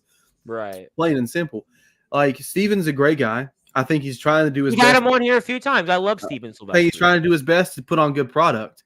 But the fact of the matter is that he's made some decisions that Xavier Thorne works in Resurrection Wrestling, and that individual, right, if he was a general manager in a front office position, wouldn't that individual would have been nowhere near Resurrection Wrestling, especially after that individual's past and that individual's controversy? I mean, that's got to bother you. As far as I could have known, but apparently general manager old Steven had another idea. I guess controversy creates even cash. Even this situation, if he was a strong, stand tall type of leader, Incorporated wouldn't be running roughshod the way it is. I mean, no. I think that's obviously the buck stops at who's on top, and he's the guy at the helm right now. And is he a young kid, an inexperienced young kid who's too green for the job? And maybe that's why he's on the hot seat. I don't know, man. Like, you don't learn until you're in the situation, and he is not handling the situation very well because you got guys in other places, other promotions, and they are able to stand firm, and they don't allow this stuff to go on. And Steven Silvestri just seems like he just doesn't know what he's doing right now. If you were to say his approval ratings right now, they would be up there with the candidates running for the president of the United States. That's Absolutely. how unpopular he is. They're pretty low. I mean, and that's. He's got to do what he thinks is best for the product. It's what any general manager's got to do. But am I saying the decisions that he made about that certain somebody were the right decisions? Absolutely not. But Xavier Thorne is one of the most controversial figures in the yard, and he's back in Resurrection. That individual, I'm waiting to say things on him because I know there's something else you want to address. Oh, absolutely. I'll get to that. But, I mean, that in itself right there, I mean, these are two of the most controversial figures, and the individual who I haven't even mentioned his name yet is arguably the most controversial name in backyard and underground wrestling history, and it's not even close. And he's back in a company that he has said a lot about in the past. Oh yeah, he had a lot to say about the company that I rep and bleed for. He had a lot to say. But then how'd that trip to better pastures work out for you? Because you said you were going to be doing great things, and then here you are stepping back up against old Ronnie Brady. I guess finishing the story, some would say. Somebody try to work against you. Is Steven Silvestri working with outside forces? What do you think? Because these outside forces, I mean, they just seem to be a huge thing right now in Resi. I don't know. I don't know, man. There's like the incorporated thing, man. Like Cameron Cage, right? Did not work here. He's back. Xavier Thorne, I mean, listen, I mean, the guys in TBW now have a problem with him. And listen, Copper Dragon taught Xavier Thorne. He couldn't handle him. And now he's back in Resi. I mean, and that individual, I mean, listen, there's a laundry list of promotions, a laundry list of owners and different people, and even people that have been on this stream the past year and a half that would tell you their gripes. And yet he's here, and I know you didn't make that decision. You could not have made the decisions to bring back Cameron Cage, a man you have history with. Xavier Thorne, the psychopath now. I mean, these are things, Ronnie Brady, for all the great things we say about you, you know, obviously helping mold Dustin Alexander, D'Angelo LaFlame, Drake Golddragon, King Rage, Roddy Alpha. The names of Cage, Thorne, and that individual with the initials AS, those aren't people you're proud of right now in Resurrection, I'm sure. No, it was definitely interesting time. It's definitely, I mean, it's definitely bumpy. This is real bumpy to watch. It's a bumpy road, and we're gonna get over it the best way we can. Me in the locker room are fighting. I don't know who's in the pocket. I don't know who's in is the locker who's room in the old divided right pocket. now. I mean, what's the locker room right now? You know, I know we talked a lot and we celebrated, but there's no joke that there's got to be people in that locker room right now who are like, what's going on? I've had guys on here, and you know, I asked Dustin Alexander this question, and he seemed to be almost saying everything but firing Steven Silvestri. I mean, it's Steven Silvestri's. The board of directors are behind him, and he's been quiet on this. He has not been seen on this. And someone else is. I mean, I'm telling you, it's not just the board of directors that are like the board of directors are on this shoulder, but there's somebody. There's got to be somebody else behind him, whispering in his ear, telling him like these are the decisions you got to make, because some of the decisions that he made weren't the decisions that I would make if I was in his position. Definitely weren't the decisions Joey would make if he was in his position. Oh, we know Joseph. Just no question. Joe is a firm leader. He stands on his own. Nobody would mess with. Joseph Tibbs would not have brought back Xavier Thorne. Joseph Tibbs would not have brought Cameron Cage back. Joseph Tibbs most certainly would have not brought that individual back that everybody knows is Anthony Steele. There's no way on earth that Joseph Tibbs would have brought him back. No way. Absolutely not. And then for what he did, if you want to pull up the footage, you most certainly can. What he did to me, the last elevation. As a matter of fact, I am going to do that in about 60 seconds, but I'd like to get to some comments first. That's going to give me enough time to basically, in wrestling terms, work a hole to basically get me into the next spot. Absolutely. Let me get to some of those things. First of all, Cameron Cage would like to say, I beat you for that national title well before Chaos Society. Yeah, and then I'm the reason that you kept it. Because I'm sorry, but Jack Spade was on your tail the entire time before you sided with Chaos Society. So, and then what happened when we were imploding? Jack Spade beat you for the national title.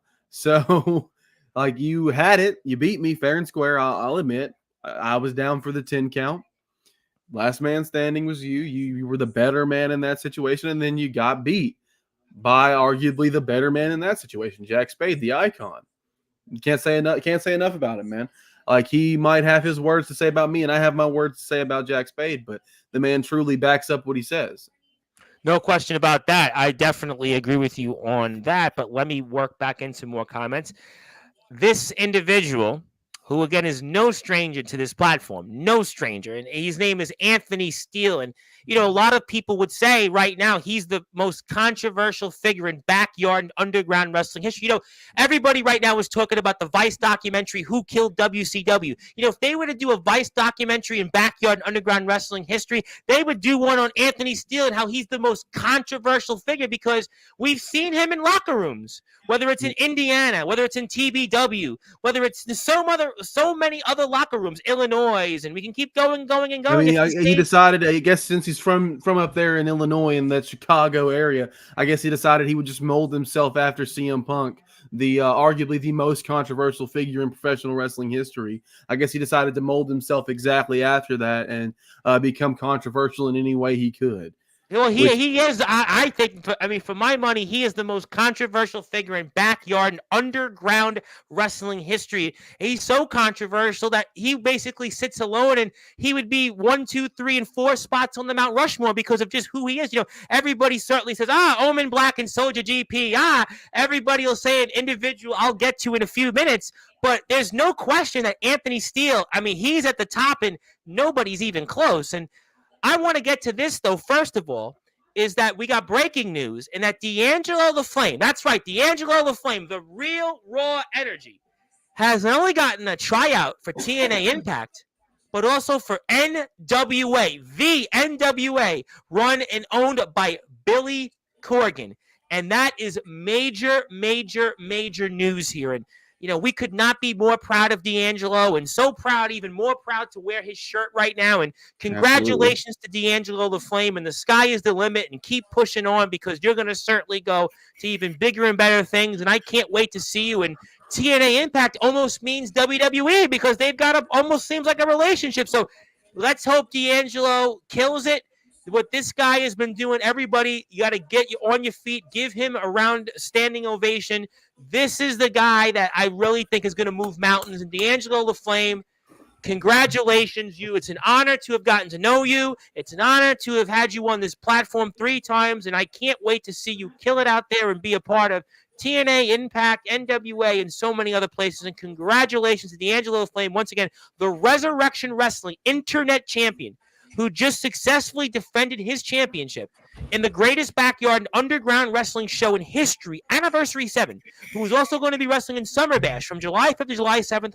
He'll be wrestling against Soldier GP. Soldier GP he'll be wrestling against, and that's for the first round of the All Wrestling Matters Championship. And he has also now gotten a tryout for TNA Impact and NWA, and congratulations. And Ronnie definitely had a lot of good things to say, and it's definitely, I have no doubt, going to be things we're going to continue to talk about here. Absolutely. Anthony Steele, again, the most controversial figure in backyard and underground wrestling history, says, "You're going to be done when I say you're done." In fact, he said it so many times that he said it 3 times. Well, I'm going to respond with this. No one controls my narrative. No one controls my destiny but me. Ooh. Uh-oh. I think we're certainly seeing that things are going to be bumpy here. Cameron Cage would like to say, Ronnie couldn't stop me from coming back if he tried. Corey would like to say, and I can't pull. There we go. Thank you. That's the glitch. Who am I? Yeah, that's a big question. Who are you? Well, you know what? We're going to be continuing to talk about it, I would imagine. And I agree with Cody. You are the curb stomp god. There's no question that you would curb stomp a lot of people into oblivion, and maybe you will do that into Anthony Steele. Maybe you will just do that. Who knows? Who knows? Who knows? Hell yeah, Drake Olddragon said hell yeah. But I think about the Flame. Oh, okay. I was like, what was the hell yeah about? Oh, it's true. Thank you. Yes. Hell yes. Absolutely. Congratulations, LaFlame. Love this young man. No question about it. And this individual wants to, again, change the topic, saying that he can control your injuries, though. Try. That's all I've got to say. Step up and try. Step up to the plate and absolutely try, because we'll see what happens. Thank you very much. We love you, D'Angelo, and we can't not wait to see what you do there. But you know what? I know that I want to come back to this individual. I want to show the footage, but I think it's a good time now, obviously, in the interest of time. You wanted to address a couple of different things yesterday, and I want to give you the floor, because obviously the reason that you would like to speak is because James Taylor, who was our guest last night, obviously, who was the owner of ROEW in Michigan, he had a few things to say about his experience last year working for Resurrection Wrestling. And obviously, as we know, you were the man at the helm of Resurrection Pro Wrestling. So, Ronnie, I would like to respectfully give you the floor. And what would you like to say about some of the things that the nemesis James Taylor had to say on last night's show? Let's just talk about the first thing. Get the elephant out of the room, man. You're really mad about $10? Like, I've worked indie shows where my fiance, I had to pay for her to get in out of my PO. To get people in, it's not free around here, especially not when the venue ain't cheap and the promoter's not going to pay you fair PO if you're getting people in for free, because then that turns the lights off. That keeps them from running shows. And then to say that he's going to run his company the way promotions are supposed to be ran, there's no one way to run a promotion. Like, we're over here working our asses off. And yes, there would have been a time where I would have been honored to see James Taylor grace my ring again, to grace the people, to grace this locker room. But then he goes and tells our booker, when our booker tells him that they're going to make a decision of a match that we pitched him, and he's over here like, no, I think it should be me and my opponent that decides. No, the booker decides who wins and loses. It's not your choice. Like, I wish I had a choice on who wins or loses, breaking the fourth wall, breaking kayfabe for a second. God, I wish I had a choice on who wins and loses when it came to me. But I don't. There is a lot that goes into that. Booking is not easy. people decide what's best for the product. And I mean, it is what it is. Like, he can keep talking this smack, and I'll have nothing but respect for him. He can do his company, and I hope for them, wish them nothing but the best. Had he spoke to you about this at all? After I came on Sportswire the last time, and we discussed it because he had recently spoke about it before that time. Correct. We sat down and had a long conversation about it, and I thought we had squared it all away. I thought me and him were on good terms, and that, you know, the whole $10 incident is what we'll refer to it. If they did a story, you know, like a documentary, it'd be the $10 incident. But if we went, like, I thought we had squashed that. I thought that was out of the way. I thought it was over, because, like, what got me angry about it was that it wasn't that he was just came to me directly like, hey, I still don't understand why I only got paid, you know, this much. Can you explain it to me? And then I would have explained it to him. Instead, he goes to TBW a week later and is complaining to people there about, oh, well, I only got $10. But, like, don't complain. Come to me direct. You got me on Messenger. Shoot me a message. It's really not that hard.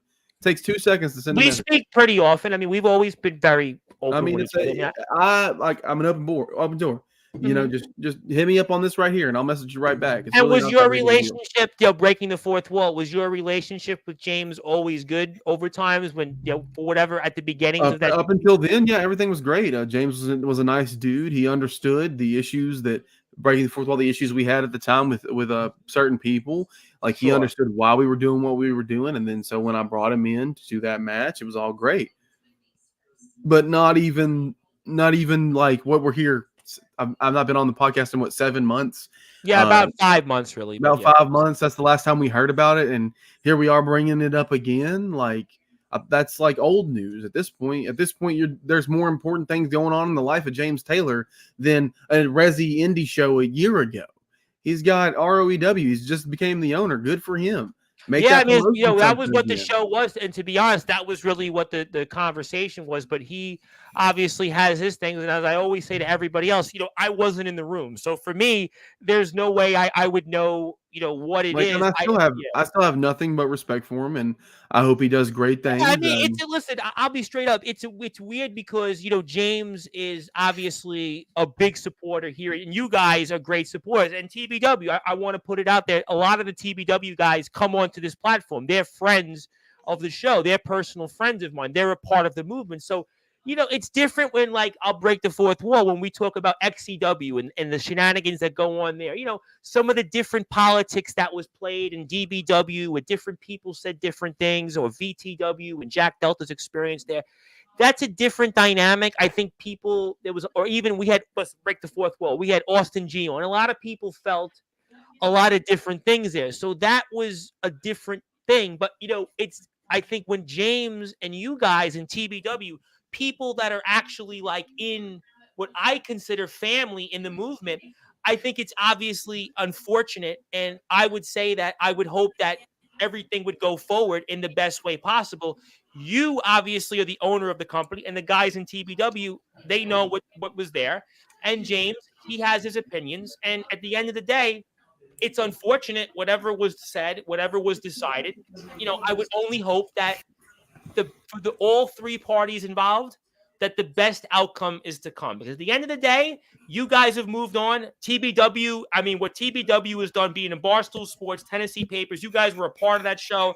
You know, the greatest backyard underground wrestling show in history. And he's got ROEW. He's got Jack Delta and JX, which is going to be the greatest backyard underground wrestling match in history. They're killing it out there. So I think at the end of the day, my vantage point is we're all wrestling matters. We're in the movement, right? So when it's outside forces that have different things and goes on, that's the different type of shot. This shot, to me, is shot that's, to me, unnecessary. It's almost like, you know, you're shooting fire on yourself, more or less. So at the end of the day, my opinion would be, you know, I would hope that all parties move forward, and whatever happens, it is what it is. Love to put it all in the past and not have to bring it up again. James Taylor, I would request that we just leave it there. We leave it with this right here.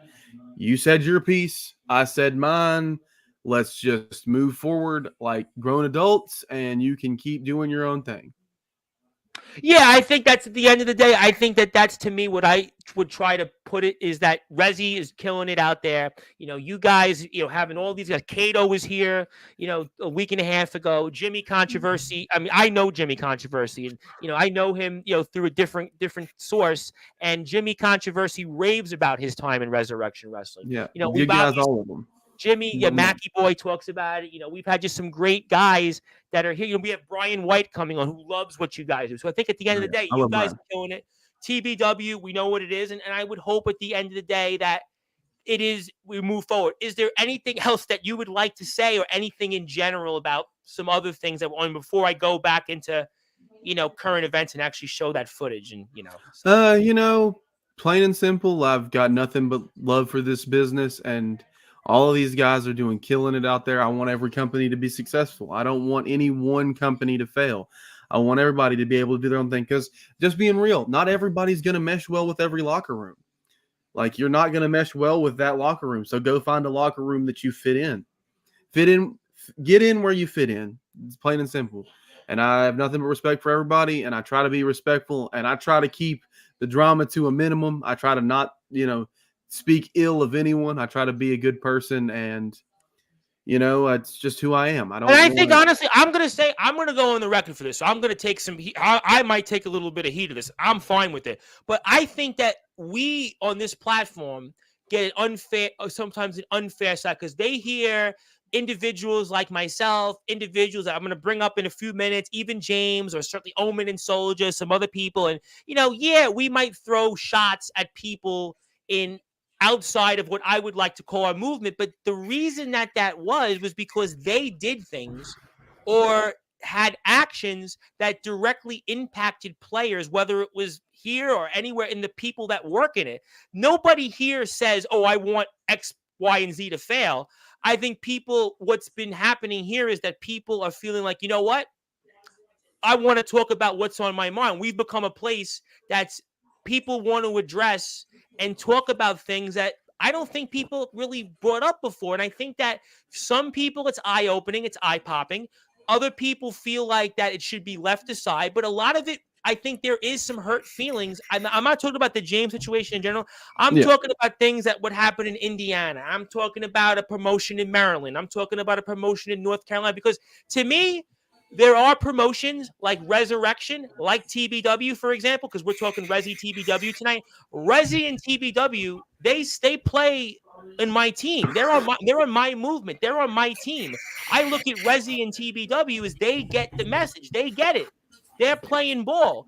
There are companies that are outside of this platform and want to be here and don't really play ball. And I think what we're trying to do is form a movement. To me, Resi and TBW are in that movement because Resi and TBW have had open door policies. Resi and TBW have done things to kind of say, you know what, let's build those relationships. Let's build those positive building blocks so where we can not only grow our companies, but the people around it. And I think that that's really what we've been trying to do. And I think that some attention we've gotten, I think, is completely unfair. I'll put myself out there for that. But you know what? I'm proud of some of the things that we've brought to the floor because I think it eye-opened people because, there's a lot of guys out there that come on this platform and decide, where do I want to go? They want to decide, like, let's kick the ballistics. Do I want to go to XCW? Do I want to go to DBW? Do I want to go to VTW? Or maybe I should go instead to Resi. Maybe I should go to TBW instead. Maybe I should go to IMF. Maybe I should go to NEW. Maybe I should go to, again, WCE. Maybe I should go to DKW. Maybe I should go to other places out there or ROEW, for example. Are places that, you know what, you're welcomed. In Resi, you're welcomed in a locker room. You're welcome. Yeah, like I said, anybody I will work with anyone unless you. I know that, but I think that you prove that there is something like crime-wise, like criminal activity is not. That's a different ball game. But I think the point is that people now are watching this platform to decide, you know what, which promotion should I want to go to? There's wrestlers that come on, and I think that this is why I would prefer not to see some of the things said in general about Resi, because to me, Resi is a place that I would want to go to. Resi is a place that I would want to see some of the best show up to, because in Resi, we have the collaboration, the open collaboration of All Wrestling Matters. There are other places that do not work, in my opinion, on my team, in my movement, that I would say more than likely you're going to basically break the fourth wall. You're probably going to get screwed. You're going to go to other places. You're going to get jobbed out because they already have their own set of dealing things, or they have their standard of kind of who they want to work with. And, I think what's gotten unfair is that, guys like myself, guys like Omen, guys like Soldier and Anthony, because we've probably been seen as the ringleaders of this, we have been firing shots, but we have not been firing shots at people to say that these companies suck. We have been giving people kind of the truth and the perspective. Okay, this is where you may want to go, and this is where you may want to think twice about, or individuals that, maybe you don't want to necessarily deal with. But Resi, to me, Resi is an example. Resi is a place that I would tell people to go to Resi, and not only go to Resi, but basically have a long career in Resi if you want to stay in the yard and the underground. And I think also TBW, I think ROEW, IMF, DKW, WC, NEW, TF Crew, Gabe Sayers, and obviously all those guys there, Mikey Anarchy, those would be places I would say obviously develop and have a career if you're going to stay here in that. If you're not, you want to go indie pro, I can't change that, but I would just give my advice. So I would just want to say, in closing on this, I look at it and say, you and what you've done, I think has been more than willing to do open collaboration, more than in using your post. You've gone above and beyond your means. I can't speak about the situation with James. And I admit this, I am not a wrestler. I don't work in locker rooms. I can only tell you from the relationship that you have given me. You have given me a relationship that tells me Resi is open collaboration. Resi is a place that I would like to see. Now, I love James dearly, and I would love to see what James does in ROEW. I think James is killing it in ROEW, and I think what they have done there is exactly right, what I want to see and what exactly I would like to support. So what I would just want to say in closing is that Resi is killing it. I love how Resi is in the movement. I love ROEW and how they are in the movement. I love Jack Delta dearly. I love CJ Black. Yes, I'm breaking the fourth wall. I love what they're doing, and I love James Taylor dearly. So that's what I would like to say in finishing before I go back to an individual that I think I'm saving the rest of the show for, is that I would like to see continued support and success for all those who are truly in the All Wrestling Matters movement. And in that movement, to me, is Resurrection Wrestling. Yeah, I love to be a part of it. I love that. You are already. You know that. I love that this movement has sprung up, because for years we were the territories. It was literally everyone had their cliques, everyone had their territory. Some people are still living in that, and now there are people that live in the cliques. Yes, and that's what now this era where it's a company can see. Well, I respect those guys. Let me see if they want to come down and work, and then you like, hey, you want to come work over here? Hey, you want to come work over here? Plain and simple. And and I want to just say one thing. James, in a way, is still responsible for that, because he brought Omen and Soldier on his show. Omen and Soldier, they started breaking doors down. I think what happened real quick, now you guys have a great relationship with Omen and Soldier. We know that's well documented. But the point is, there were certain feds that they tried to work, Omen and Soldier tried to work with them, and there's sort of a political manipulation, not to go too far into a political manipulation of the way they would like to be revisionist about things. Yeah. And then there's obviously one place out there that I'm not even going to go give further support for, further mentioning who that is, but people pretty much know who that is. And there's obviously that and that, but I think in itself, you guys, in terms of working with us, let's obviously say that we're all on the same team. We all know that Resi's in the movement. I say it all the time. You hear the shows. What do I always say? Resi, TBW, ROEW. Yep. So I think we're past that point. I want to get to the rest of the final minutes of the show about talking about one individual. Let me get to a couple comments. First, I do want to say hello to Mr. Jack Delta, because if I don't say hello to Mr. Jack Delta, he's going to be mad at me, and I don't want him to be mad. I'm going to go to Resurrection if I can win the world title, get paid $69 and 2 handshakes and a sack of pancakes. The Jack Delta contract. He's kidding. It was a joke. And he was funny, because Jack is actually a comedian in his own time, and he watches a lot of movies. By the way, I want to break character quick for a second. Just want to publicly express my love and appreciation for the West Memphis kid. This man took a 14-year-old Jacoby and made a dream come true. Thank you, Ronnie, for it all.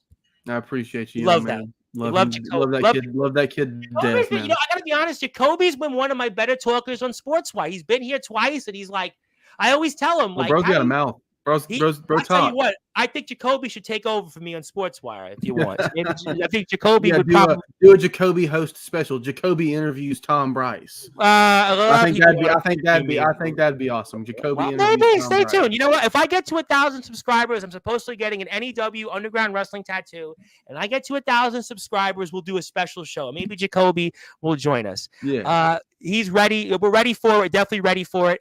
Mackie Boy, our landlord, says you suck. I don't think that he is wrong. Okay, he's right on man. that. He's not. He's definitely not right on that. Okay, brother of mine. Okay. Ooh.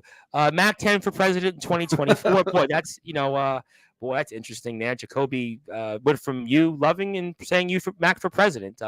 And little Greg says no. Yeah, I think that's one thing. I don't know what is with you guys wanting me to be president. I don't think I'd want that job right now. No, I don't think who would want to be, as a man that has worked in the world of politics since I'm out of high school, who has worked actually in the government. I don't think you people don't know what goes on in that job and what actually it entails. And I haven't done president, obviously. I've done like state senator and things like that in the government. You do not want to really work in the government for that level. But, you never know, right?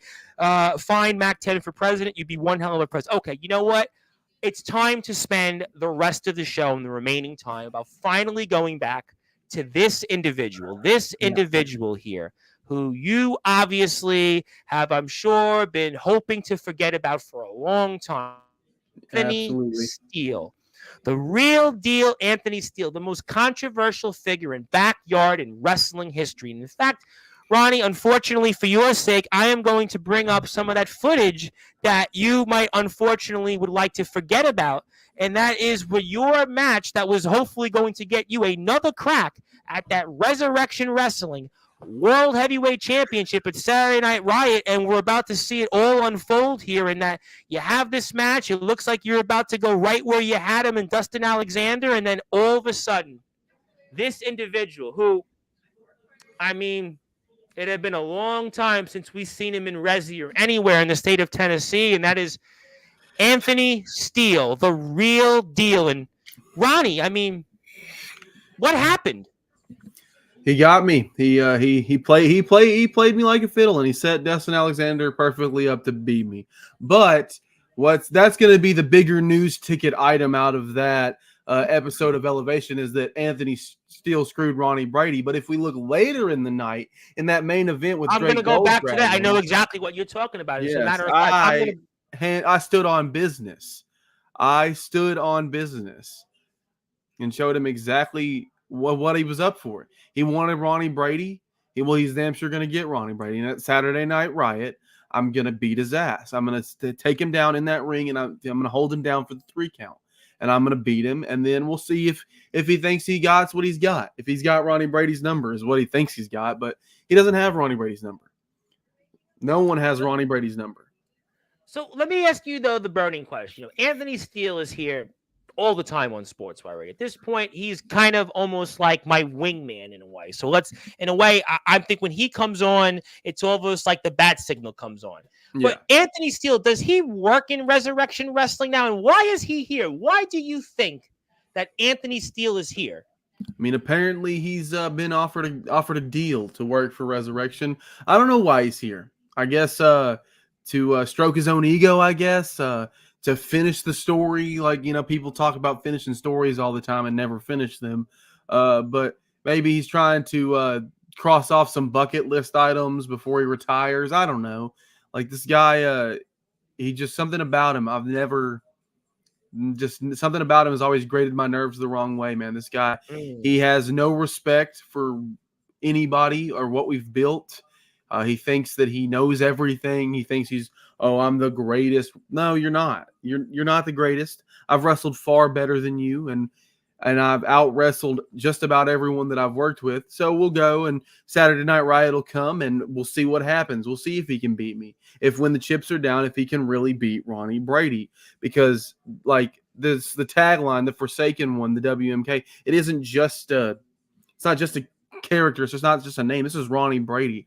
I've been forsaken from things my entire life. I've been pushed to the side in favor of others, and he's forced it out of me. He's forced the beast to come out inside, and I'm sorry, but the guy that he's going to face off against at Saturday Night Riot is a different version of Ronnie Brady than anybody's ever seen. I'm not going to take any chances.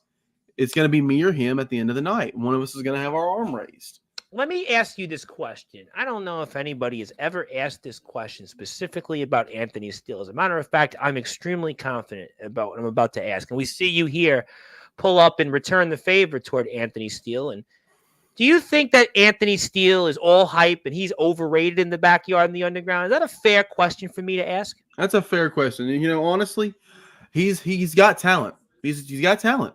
Oh, I've seen him in other promotions. You know it, and I know it. But he overblows his ego. Good little phrase, a little turn on a famous rapper's line. Nobody loves Anthony Steele like Anthony Steele loves Anthony Steele. Ooh, man, I've heard that from other people in other promotions that he does not work at. I've heard that actually here on this platform. I mean, that's rather an interesting perspective there, Mr. The man's got the man. Like he has his own way of doing things. And he can keep on keeping on. And if he steps up, he's going to get stepped on, plain and simple. I mean, I don't take stuff like that lightly. He cost me the shot. I was going to have another shot at the world title. I was going to have another shot at Dustin and Alexander, hopefully beating my student this time, getting my well-deserved rematch after losing to the Beast Adrian Prince. But then here we go, and he costs me my shot, because GM Steven thought it'd make for a better product that if I put my shot on the line. And I was gracious to do so. I felt like I could beat Dustin Alexander there and then beat him again. But unfortunately, someone else cost me that shot. Well, let me ask you another question. Is this personal between you and Anthony? So does this go back to when he was previously in Resurrection Wrestling? Because it's well documented, his prior stint in Resurrection Wrestling. This is why this is a rather bizarre situation, really, that he's in Resurrection Wrestling, because he was even here on this platform over a year ago. I'm sure you're aware of where he had said a number of things about Resurrection Wrestling, which I was kind of perplexed at the time about. And here he is, though. Yes, this he's match. Here now. I mean, it's bizarre. This match is personal. This isn't a reason why I'm facing him isn't because I want to prove something or I have to prove something. No, this is personal because I don't like him. I've never liked him. I don't like sharing a locker room with him. So he shows up, makes his presence known, and strokes his little ego, and then I'm going to send him right back packing, just like I did last time. I'm going to send his ass packing, and he can go have a good time elsewhere. I don't know. He can go back to NGJPW and, wrestle on the ground and not wrestle in the square circle. Who else would take him? Let's be honest. I mean, Soldier and Omen, they dealt with him last year in Iowa. I mean, we know he hasn't worked there since. I mean, certainly Indiana at this point, nobody's going to XCW. I mean, I certainly haven't seen anything about him being back in TBW. I mean, I even hear through the grapevine that he's put feelers out there in other places, like in Maryland, for example. You think that they're going to take him? Where do you think that Anthony Steele could go? I mean, he's going to be at Summer Bash, sure, but Summer Bash is basically an open collaboration event. That's basically the spirit of All Wrestling Matters. So, I mean, you really can't stop somebody can take him. I'll send him packing right there to you. Have fun dealing with ego of the century, for lack of a better term, the CM Punk of this entire area, because the man doesn't have any respect for due process. He does have zero respect for earning your spot. Ronnie Brady earned a spot. Ronnie Brady, you have done a lot in this sport, and you've obviously been one of the greatest wrestlers in the backyard and the underground. You've had success in the indies. We know all the things that you've done. But let me ask you a question that I don't think anybody has really asked, and I ask it objectively because people do know that Anthony Steele is basically living in this platform. But I am going to ask you, do you think that Anthony Steele's ego has gotten the best of him is why that, when you think about the likes of Jack Delta, right? Jack Delta is one of the greatest backyard and underground wrestlers of our generation. You think about the likes of Ledger Shade, who was obviously the backyard underground wrestling version of Hulk Hogan. You think about some of the likes right now, D'Angelo the Flame, who is in your company right now and has done so much and is even getting a tryout now for NWA and obviously TNA Impact. You think about so many others, CJ Black, the good guy, and Mr. 7-Star Superstar. You think about all these different guys that have been in places and they've had a lot of success and they've been revolutionary. But yet Anthony Steele, despite no question the talent skills, pound for pound, might be the best of anybody in the backyard and the underground. But if you look at his career success in terms of championships, main events in the backyard and the underground, they wouldn't say Anthony Steele's on the Mount Rushmore. They would say that Anthony Steele is a ticking time bomb waiting to happen and is almost an enigma. Is that a fair question for me to ask on That's an absolute fair question. Like, he's got talent. You can't deny that he's got talent. No question about it. But I think his ego gets in his way. He has to say that, oh, I'm the greatest. It's like he has to pat himself on the back instead of going out there and doing what Jack Delta or D'Angelo LaFlame does, where they go out there and they show everybody why they're the best. He thinks that if he just says it enough times and speaks it into the universe, that he'll willingly. I would say Atomic Titan has been far more of on the Mount Rushmore by a long shot over Anthony Steele. Some would say, based on the we might mess with him and we might crap on the gimmick because he's not as hardcore as some other guys, but at least he's out there trying to prove that he's the hardcore king. I mean, listen, we know his body of work. We know what he's done in terms of helping build TBW. I mean, there's no question. And Atomic Titan has traveled in the past. I'm not going to go and bring up the history. It's out there. Go check it out on YouTube. But the point is that the Atomic Titan, people could say all they want about Atomic Titan and say, oh, he's not a hardcore king and this, that. But you know what?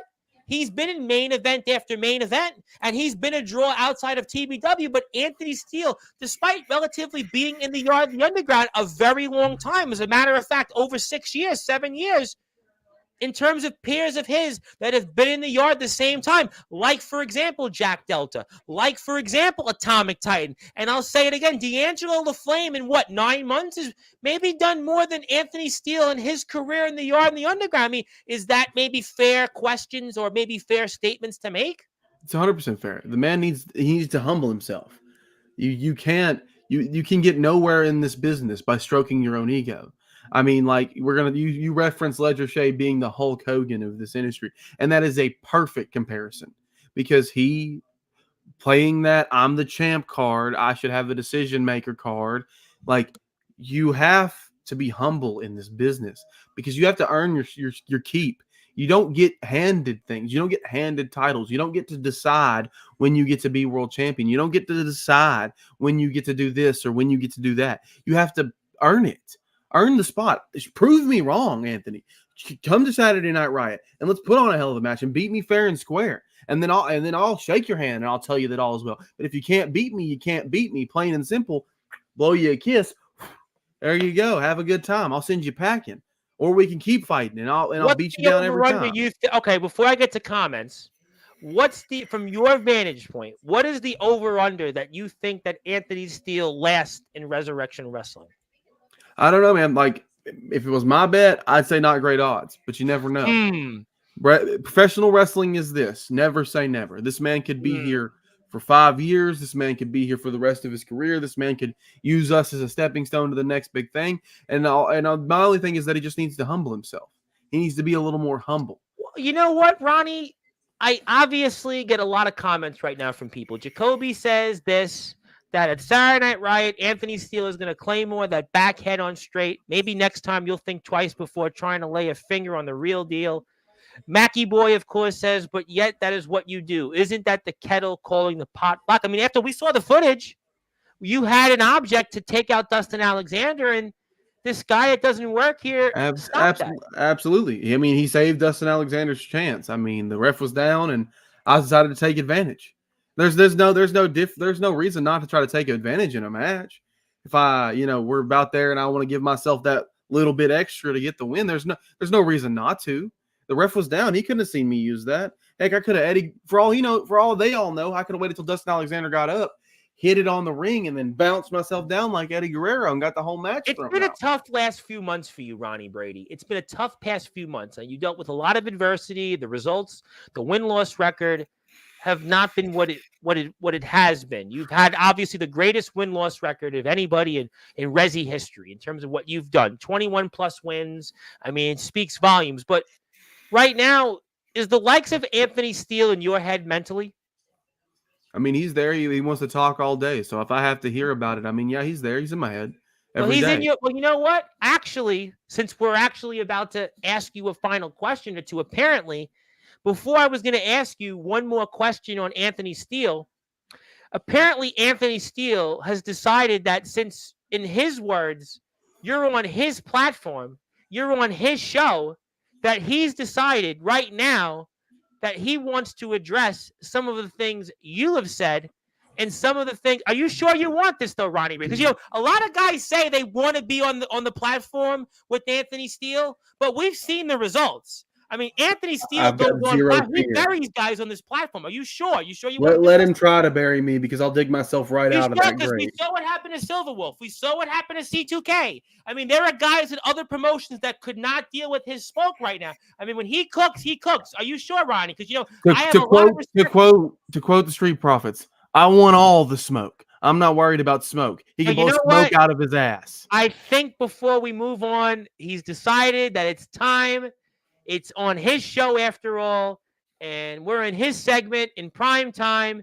He is now here. Anthony, the real deal Steele. I turn the floor to you. Welcome to my show, Ronnie. Welcome to my show. I'm so glad to have you here. It is so good to see you.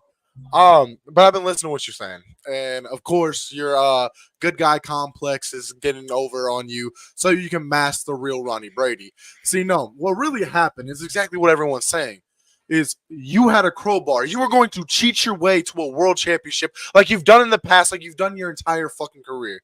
And I came in and I made sure that Ronnie Brady couldn't do to Dustin Alexander what he's done to many other people, and that is cheat. I'm tired of Ronnie Brady cheating his way to victory while guys like me, like D'Angelo LaFlame, like Dustin Alexander, that have to bust their ass to get to where the fuck they've been, to get to where the fuck they are going.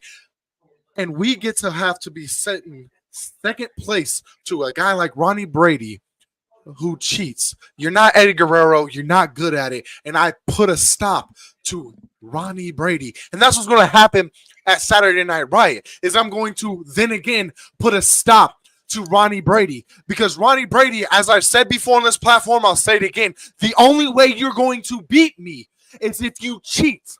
Ronnie Brady doesn't know how to beat Anthony Steele one-on-one true match. Just take it back to the last time we fought for the world title, Ronnie. You had the Chaos Society. You had Dustin. You had Cam. You had them come help you. And it ended in a draw for the simple fact that you went low. You went low to cost me the Resurrection World Championship. So now I had to go even lower to cost Ronnie Brady the opportunity that he so rightfully does not deserve. I mean, okay there, old Anthony. You can keep on talking because that's what you do. You're all talk. You're the dog that barks and no bite. Man, for real. I sit here and you all the time are on this platform talking about how great you are. Yeah, it's called taking advantage of a situation. I'll damn sure say it. I've cheated to win plenty of times. But so have you. So has Dustin. So has Cam. So has everybody. The only person that I could say really is the pure soul of this industry, whose soul is untainted, is D'Angelo LaFlame, but everybody else takes advantage of a strong situation. If I have a card up my sleeve, why not use it? You'll see. Come Saturday Night Riot, you'll see. I got all the cards up my sleeve. I got the board of directors on goddamn speed dial. If I have to change something up mid-match, I will, because I am greatness at its motherfucking greatest. I'm the Forsaken one. I'm the West Memphis Kid, Ronnie Brady, and at the end of the night, my arm will be raised up by referee Steven, by head referee Steven. And I'll just keep doing what I'm doing, which is being the best goddamn professional wrestler on God's green earth. If you're the greatest, right? So in my terms, in my terminology, in my way of living in the life of a professional wrestler, greatness isn't a way of cheating. Greatness is what you've earned rightfully, what you've fought and strived for. You ain't strived for nothing, Ronnie. You don't know what it's like to be put in a position to be belittled and lowered on the card because of someone else's self-greed. You want to talk about egos? Anthony Steele has one of the biggest egos in the yard that can fill that entire ring up. But Ronnie Brady has the biggest ego of them all. Because without Ronnie Brady, there would be no Dustin Alexander. That's a cap. Wait a minute. Without Anthony, Ronnie are you Brady, mean to tell us right now live for the world that instead of all the heat that you've gotten over the past few months and years, and certainly the past few weeks and some of the things we've said, that you mean to tell me that the biggest ego in the backyard, the underground wrestling's history is belonging to the man that just got inducted into the Hall of Fame and the West Memphis Kid, Ronnie Brady? Is that what you're telling us right now?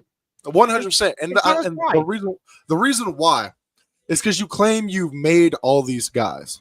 You made these guys. Nah, they made themselves, and they stepped over you.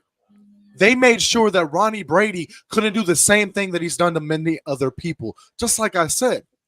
So you tried to capitalize on a what would you call it? An opportunity to get a world title shot. When the opportunity knocks, you answer the door. Plain and simple. And I never took full credit for these boys. But where would they be if not for Resurrection, the company I built with my blood, sweat, and tears? Where would they be without it? Where would they be? Where would they be? What? Hold on. My question is, where is D'Angelo Flame? Surely he is the internet champion of Resurrection, but he's also been in NEW. He's also been in AWL. He's also going to perform at Summer Bash. He's also getting a tryout for TNA Impact and NWA. See, you can help. Anyone can help. I've helped many men along my time of 7 long fucking years in this industry.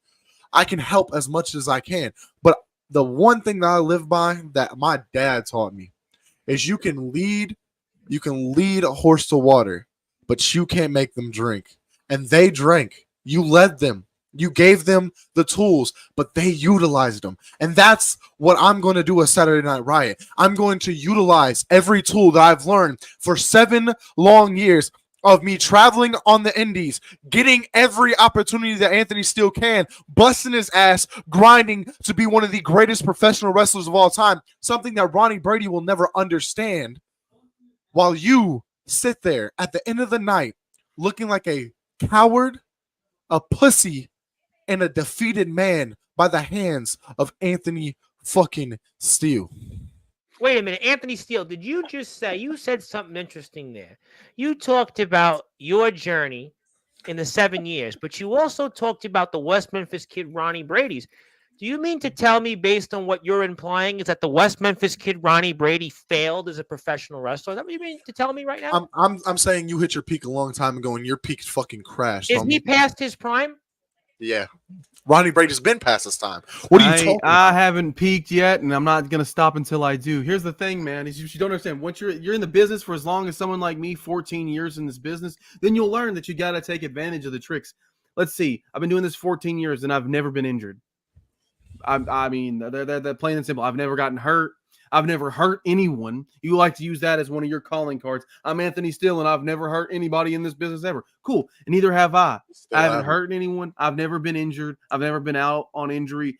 So, yeah, the way I do business might not be the way everybody respects it. I don't care if you respect it. You don't have to respect Ronnie Brady. I don't care if you respect me or not. I don't want your respect. I don't need your loyalty, your respect, any of it. And I see Mac 10 commenting, what about your knee? My knee's fine. It wasn't a full injury. I wasn't hurt. I wasn't broken. Are you sure? Are you sure that knee's fine? Because right? I still went and I wrestled a goddamn main event against Jack Spade, and I won the world title. That's what happened. And what happened with that world title? What happened with that world title? I got beat by the Beast Adrian Prince, a caliber of competitor that you're not even close to. Are you sure about that? You know, Anthony, that's a point that we were talking about, that Ronnie seemed to kind of poke a little bit at you in that, you know, in terms of, sure, we know your name on this platform. The world knows you. I mean, listen, you and I at this point have probably made more enemies the last 4 weeks than probably anybody in the yard and in the underground has. That's so be it. But he does make a point that some would say that the caliber of opponents you have faced in the yard lately is not the same than Ronnie Brady and some others have faced at all, even this year in the yard in the underground. What would you say to that question or answer? You want to know what I gotta say? It's because I haven't Absolutely. been in the fucking yard. I've been on the Indies, bro. But even in your prior stints, whether it was in Tennessee or whether it was in Indiana or whether it was in Iowa, I haven't faced caliber. I faced Russell Cooper, the former TBW world champion, beat him. That's what he was. Yes, I agree with you. I faced James Taylor, lost, then beat him. I faced what's that guy's name? Neff. And I beat him to get an opportunity at you, Ronnie. See, guys that have went on to do bigger and better things. You want to do a little bit of revisionist history. If he remembers correctly, the Chaos Society helped you beat Neff because they distracted Neff so that you could beat him. If we're going to revise history, you were about to get beat by Neff, and if it wasn't for Cameron Cage and Dustin Alexander, you wouldn't have been facing me. Did you touch Neff? I didn't touch anybody. Dustin Alexander. Exactly. You didn't help. See, there's a difference. There's a difference between y'all helping me and Neff letting himself get distracted. That's the difference. See, you want to use terminology, Ronnie, and I love it. I love that you come on my platform and think that you can make yourself out to be this good guy when you're one of the worst guys in the backyard wrestling in the underground fucking history. Wait a minute. What are you saying? Are you saying that Ronnie Brady, the West Memphis kid, is up there with, let's say, some other, I'm not saying he's like C2K. I'm not saying he's like Civil War. No, I'm saying he'd rather put under talent than put over talent. Are you comparing him, though, to certain, let's say, owners that could be in places like Texas, Indiana, Maryland? Are you trying to tell me that? Are you saying that Ronnie Brady is in that category that will play political games? My question. No, what I'm saying is he thinks he's got, as he said, he has the board of directors on speed dial, right? So if you had board of directors on speed dial, and you even said yourself you wouldn't hire me back, how come I'm back? How come I'm in the doors of resurrection again?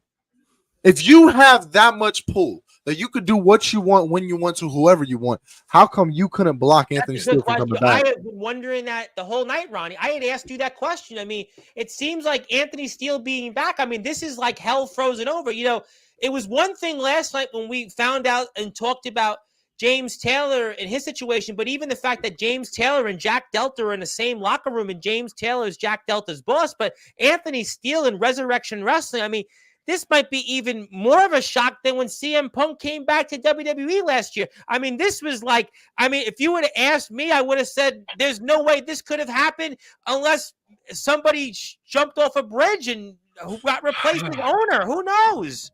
They brought you back. Bizarre. They sure did. They brought you back. Congratulations. Do you know why? Do you know why, Ronnie? Because they're tired of seeing the same thing I am. You undermining talent when talent is greater than Ronnie Brady. Because you say your greatness at his fucking greatest, right? So that means you're the pinnacle of resurrection. That means you're the top guy. Last time I checked, Dustin Alexander's the top guy. The guy that you couldn't beat on elevation. The guy that you cannot beat at any cost of your career due to me being in the back of your mind. I live in your mind rent-free. And come last year and a half had anything to say, Ronnie Brady lived in Anthony Steele's head rent-free. If you want to talk about the last year and a half, actually, Ronnie Brady didn't really have anything to do in the back of my mind. What happened in the back of my mind is what company I'm going to next, what company I'm going to take over, and what company's crowd I'm going to electrify every time I step in between those ropes. Because I might not dress like a wrestler. I might not look like the typical traditional wrestler of the South. But this northerner, Ronnie, is going to put your southern ass on fucking lockdown. So let me ask you this question. Because this is your interview. So let me ask you the magical question, Ronnie. If you can't beat me clean, what does that say about the character of Ronnie Brady? Because Anthony Steele knows 100%. Plain and simple, I it can beat means you that clean. I will do anything to win. I don't care how I win. I don't care why I win. Because a win is a win. Victory is a definite detail.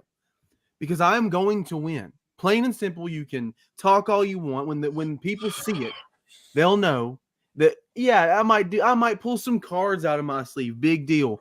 But they're not going to remember, oh, Ronnie Brady did this, oh, Ronnie Brady did that. What they're going to remember is that Ronnie Brady beat Anthony Steele. But you know what, Ronnie Brady? Maybe if you beat Anthony Steele, as you say, to maybe quote the question that's brought up by somebody like Jacob Collins, a former ROEW and CBW champion, that once you beat Anthony Steele, maybe you'll send him packing to ROEW, or maybe he can work for James Taylor, and maybe he can go there for a few months, and then they'll figure out, and James Taylor, he'll certainly figure out once again, now this time Anthony Steele as an employee, and then that's maybe his destiny is to go somewhere else, because, Omen Black and Soldier GP, they've dealt with him. Certainly the guy in Indiana dealt with him. Certainly those guys in Texas and Maryland, I mean, they've got an opinion. And maybe after what you want to do to Anthony Steele, the West Memphis kid, Ronnie Brady, maybe James Taylor, his old pal, will just employ Anthony Steele, and he can go to Michigan, back north. He's a northerner. Maybe that's where he can go, and he can go find out how they'll take him in that locker room with the likes Here's of my Van final Cam and thoughts. TJ Black. My final thoughts before I go off to do what I'm doing. Anthony Steele, I don't want to just beat you. I don't want just the win. I want to destroy you. Because at the end of the day, you don't belong in my ring. You don't belong around the people that have bled and broken themselves for Resurrection Wrestling. You do not belong in a place like Resurrection Wrestling. There are people that'll say, well, that's just you calling the pot kettle and all that, this, that, and third, Mac 10 in his comments, saying that I'm calling the kettle black or whatever. The difference is, I've got an ego, and I'll be the first fucking person to admit it. The difference is I try to humble myself constantly. You've never humbled yourself for a second. So you continue having your good time, and I'm sure you and Mr. The Rev, thank you for having me on here. Thank you for the Hall of Fame induction. I'm sure y'all will talk in grand for the next hour and a half about how Anthony Steele is so much better than Ronnie Brady. Mr. Brady. But thank you, Mr. Brady. Congratulations on being in the Hall of Fame. And, okay, Mr. Steele, you have Ronnie. Look, I'm gonna keep it short. I'm gonna keep it sweet. That way, your dumb ass can understand. The day that I get Ronnie Brady to work a clean match and beat me is the day I leave. Whoa! If you can work a clean match and beat Anthony Steele, I'll leave the doors of Resurrection. But the moment that you continue pulling underhanded tactics to beat Anthony Steele, I will keep coming back harder and harder and harder until I put you in a position where you have no choice but being locked up with me. Ladies and gentlemen, I think the talking is over between these two. The only thing else you can do is go to the Resurrection Wrestling YouTube page and watch Saturday Night Riot, where all the shots, all the jabs you've seen tonight will finally come to a head on the Resurrection Wrestling YouTube page. This is where you can watch Saturday Night Riot. And the likes of Cameron Cage and Dustin Alexander, the likes of King Rage and Dustin Alexander, Jacoby versus D'Angelo LaFlame, Kato and Mac 10, and so many others. Go to the Resurrection Wrestling YouTube page, hit that sub button, and go out and watch what very well could be the greatest Resurrection Wrestling show in history, and very well maybe the one that people are going to be talking about for years and years to come, and especially the war to settle a score that has been years in the making between the West Memphis kid Ronnie Brady and the real deal Anthony Steele. Is it the most controversial backyard and underground wrestler in history, scoring off with maybe the biggest ego in backyard and underground wrestling history? I don't know. But what I do know is hit that sub button for Resurrection Wrestling. Go support them. They are a part of All Wrestling Matters. And I hope you'll join me tomorrow night, 10 o'clock Eastern Time, with another person that worked in a locker room with Anthony Steele, who might even have some or maybe some other opinions about Anthony Steele and Soldier GP. And I'm sure that Soldier GP and Anthony Steele will certainly be sharing a locker room again in Bremen, Ohio, July 5th to July 7th, and maybe even Soldier GP will be talking about Resurrection Wrestling Zone. Backyard Darling, the real raw energy, the man I'm wearing a shirt of, D'Angelo LaFlame, because after all, they're going to be wrestling in Summer Bash in Bremen, Ohio. And something tells me Soldier GP might have a few things to say about D'Angelo LaFlame getting that tryout for TNA Impact and NWA. But until then, everybody, thank you so much for your support. My name is the Reverend Tom Bryce, your voice where figuratively and literally all wrestling matters. I am the owner of Sportswire Radio, the owner of the Promo Wrestling Federation, and one of the owners of the Pride Wrestling Federation. And until then, good morning, good afternoon, good evening, wherever it is, on the number one global reaction that is Sportswire Radio. And thank you so much for all of your support. And thank you for being here in the congregation, the Church of the Congregation of All Wrestling Matters with Ronnie Brady, the West Memphis Kid, and Anthony Steele, the real deal, on his show, after all, his platform, Sportswire Radio, where he calls home. We'll probably see him tomorrow. Thanks, everybody.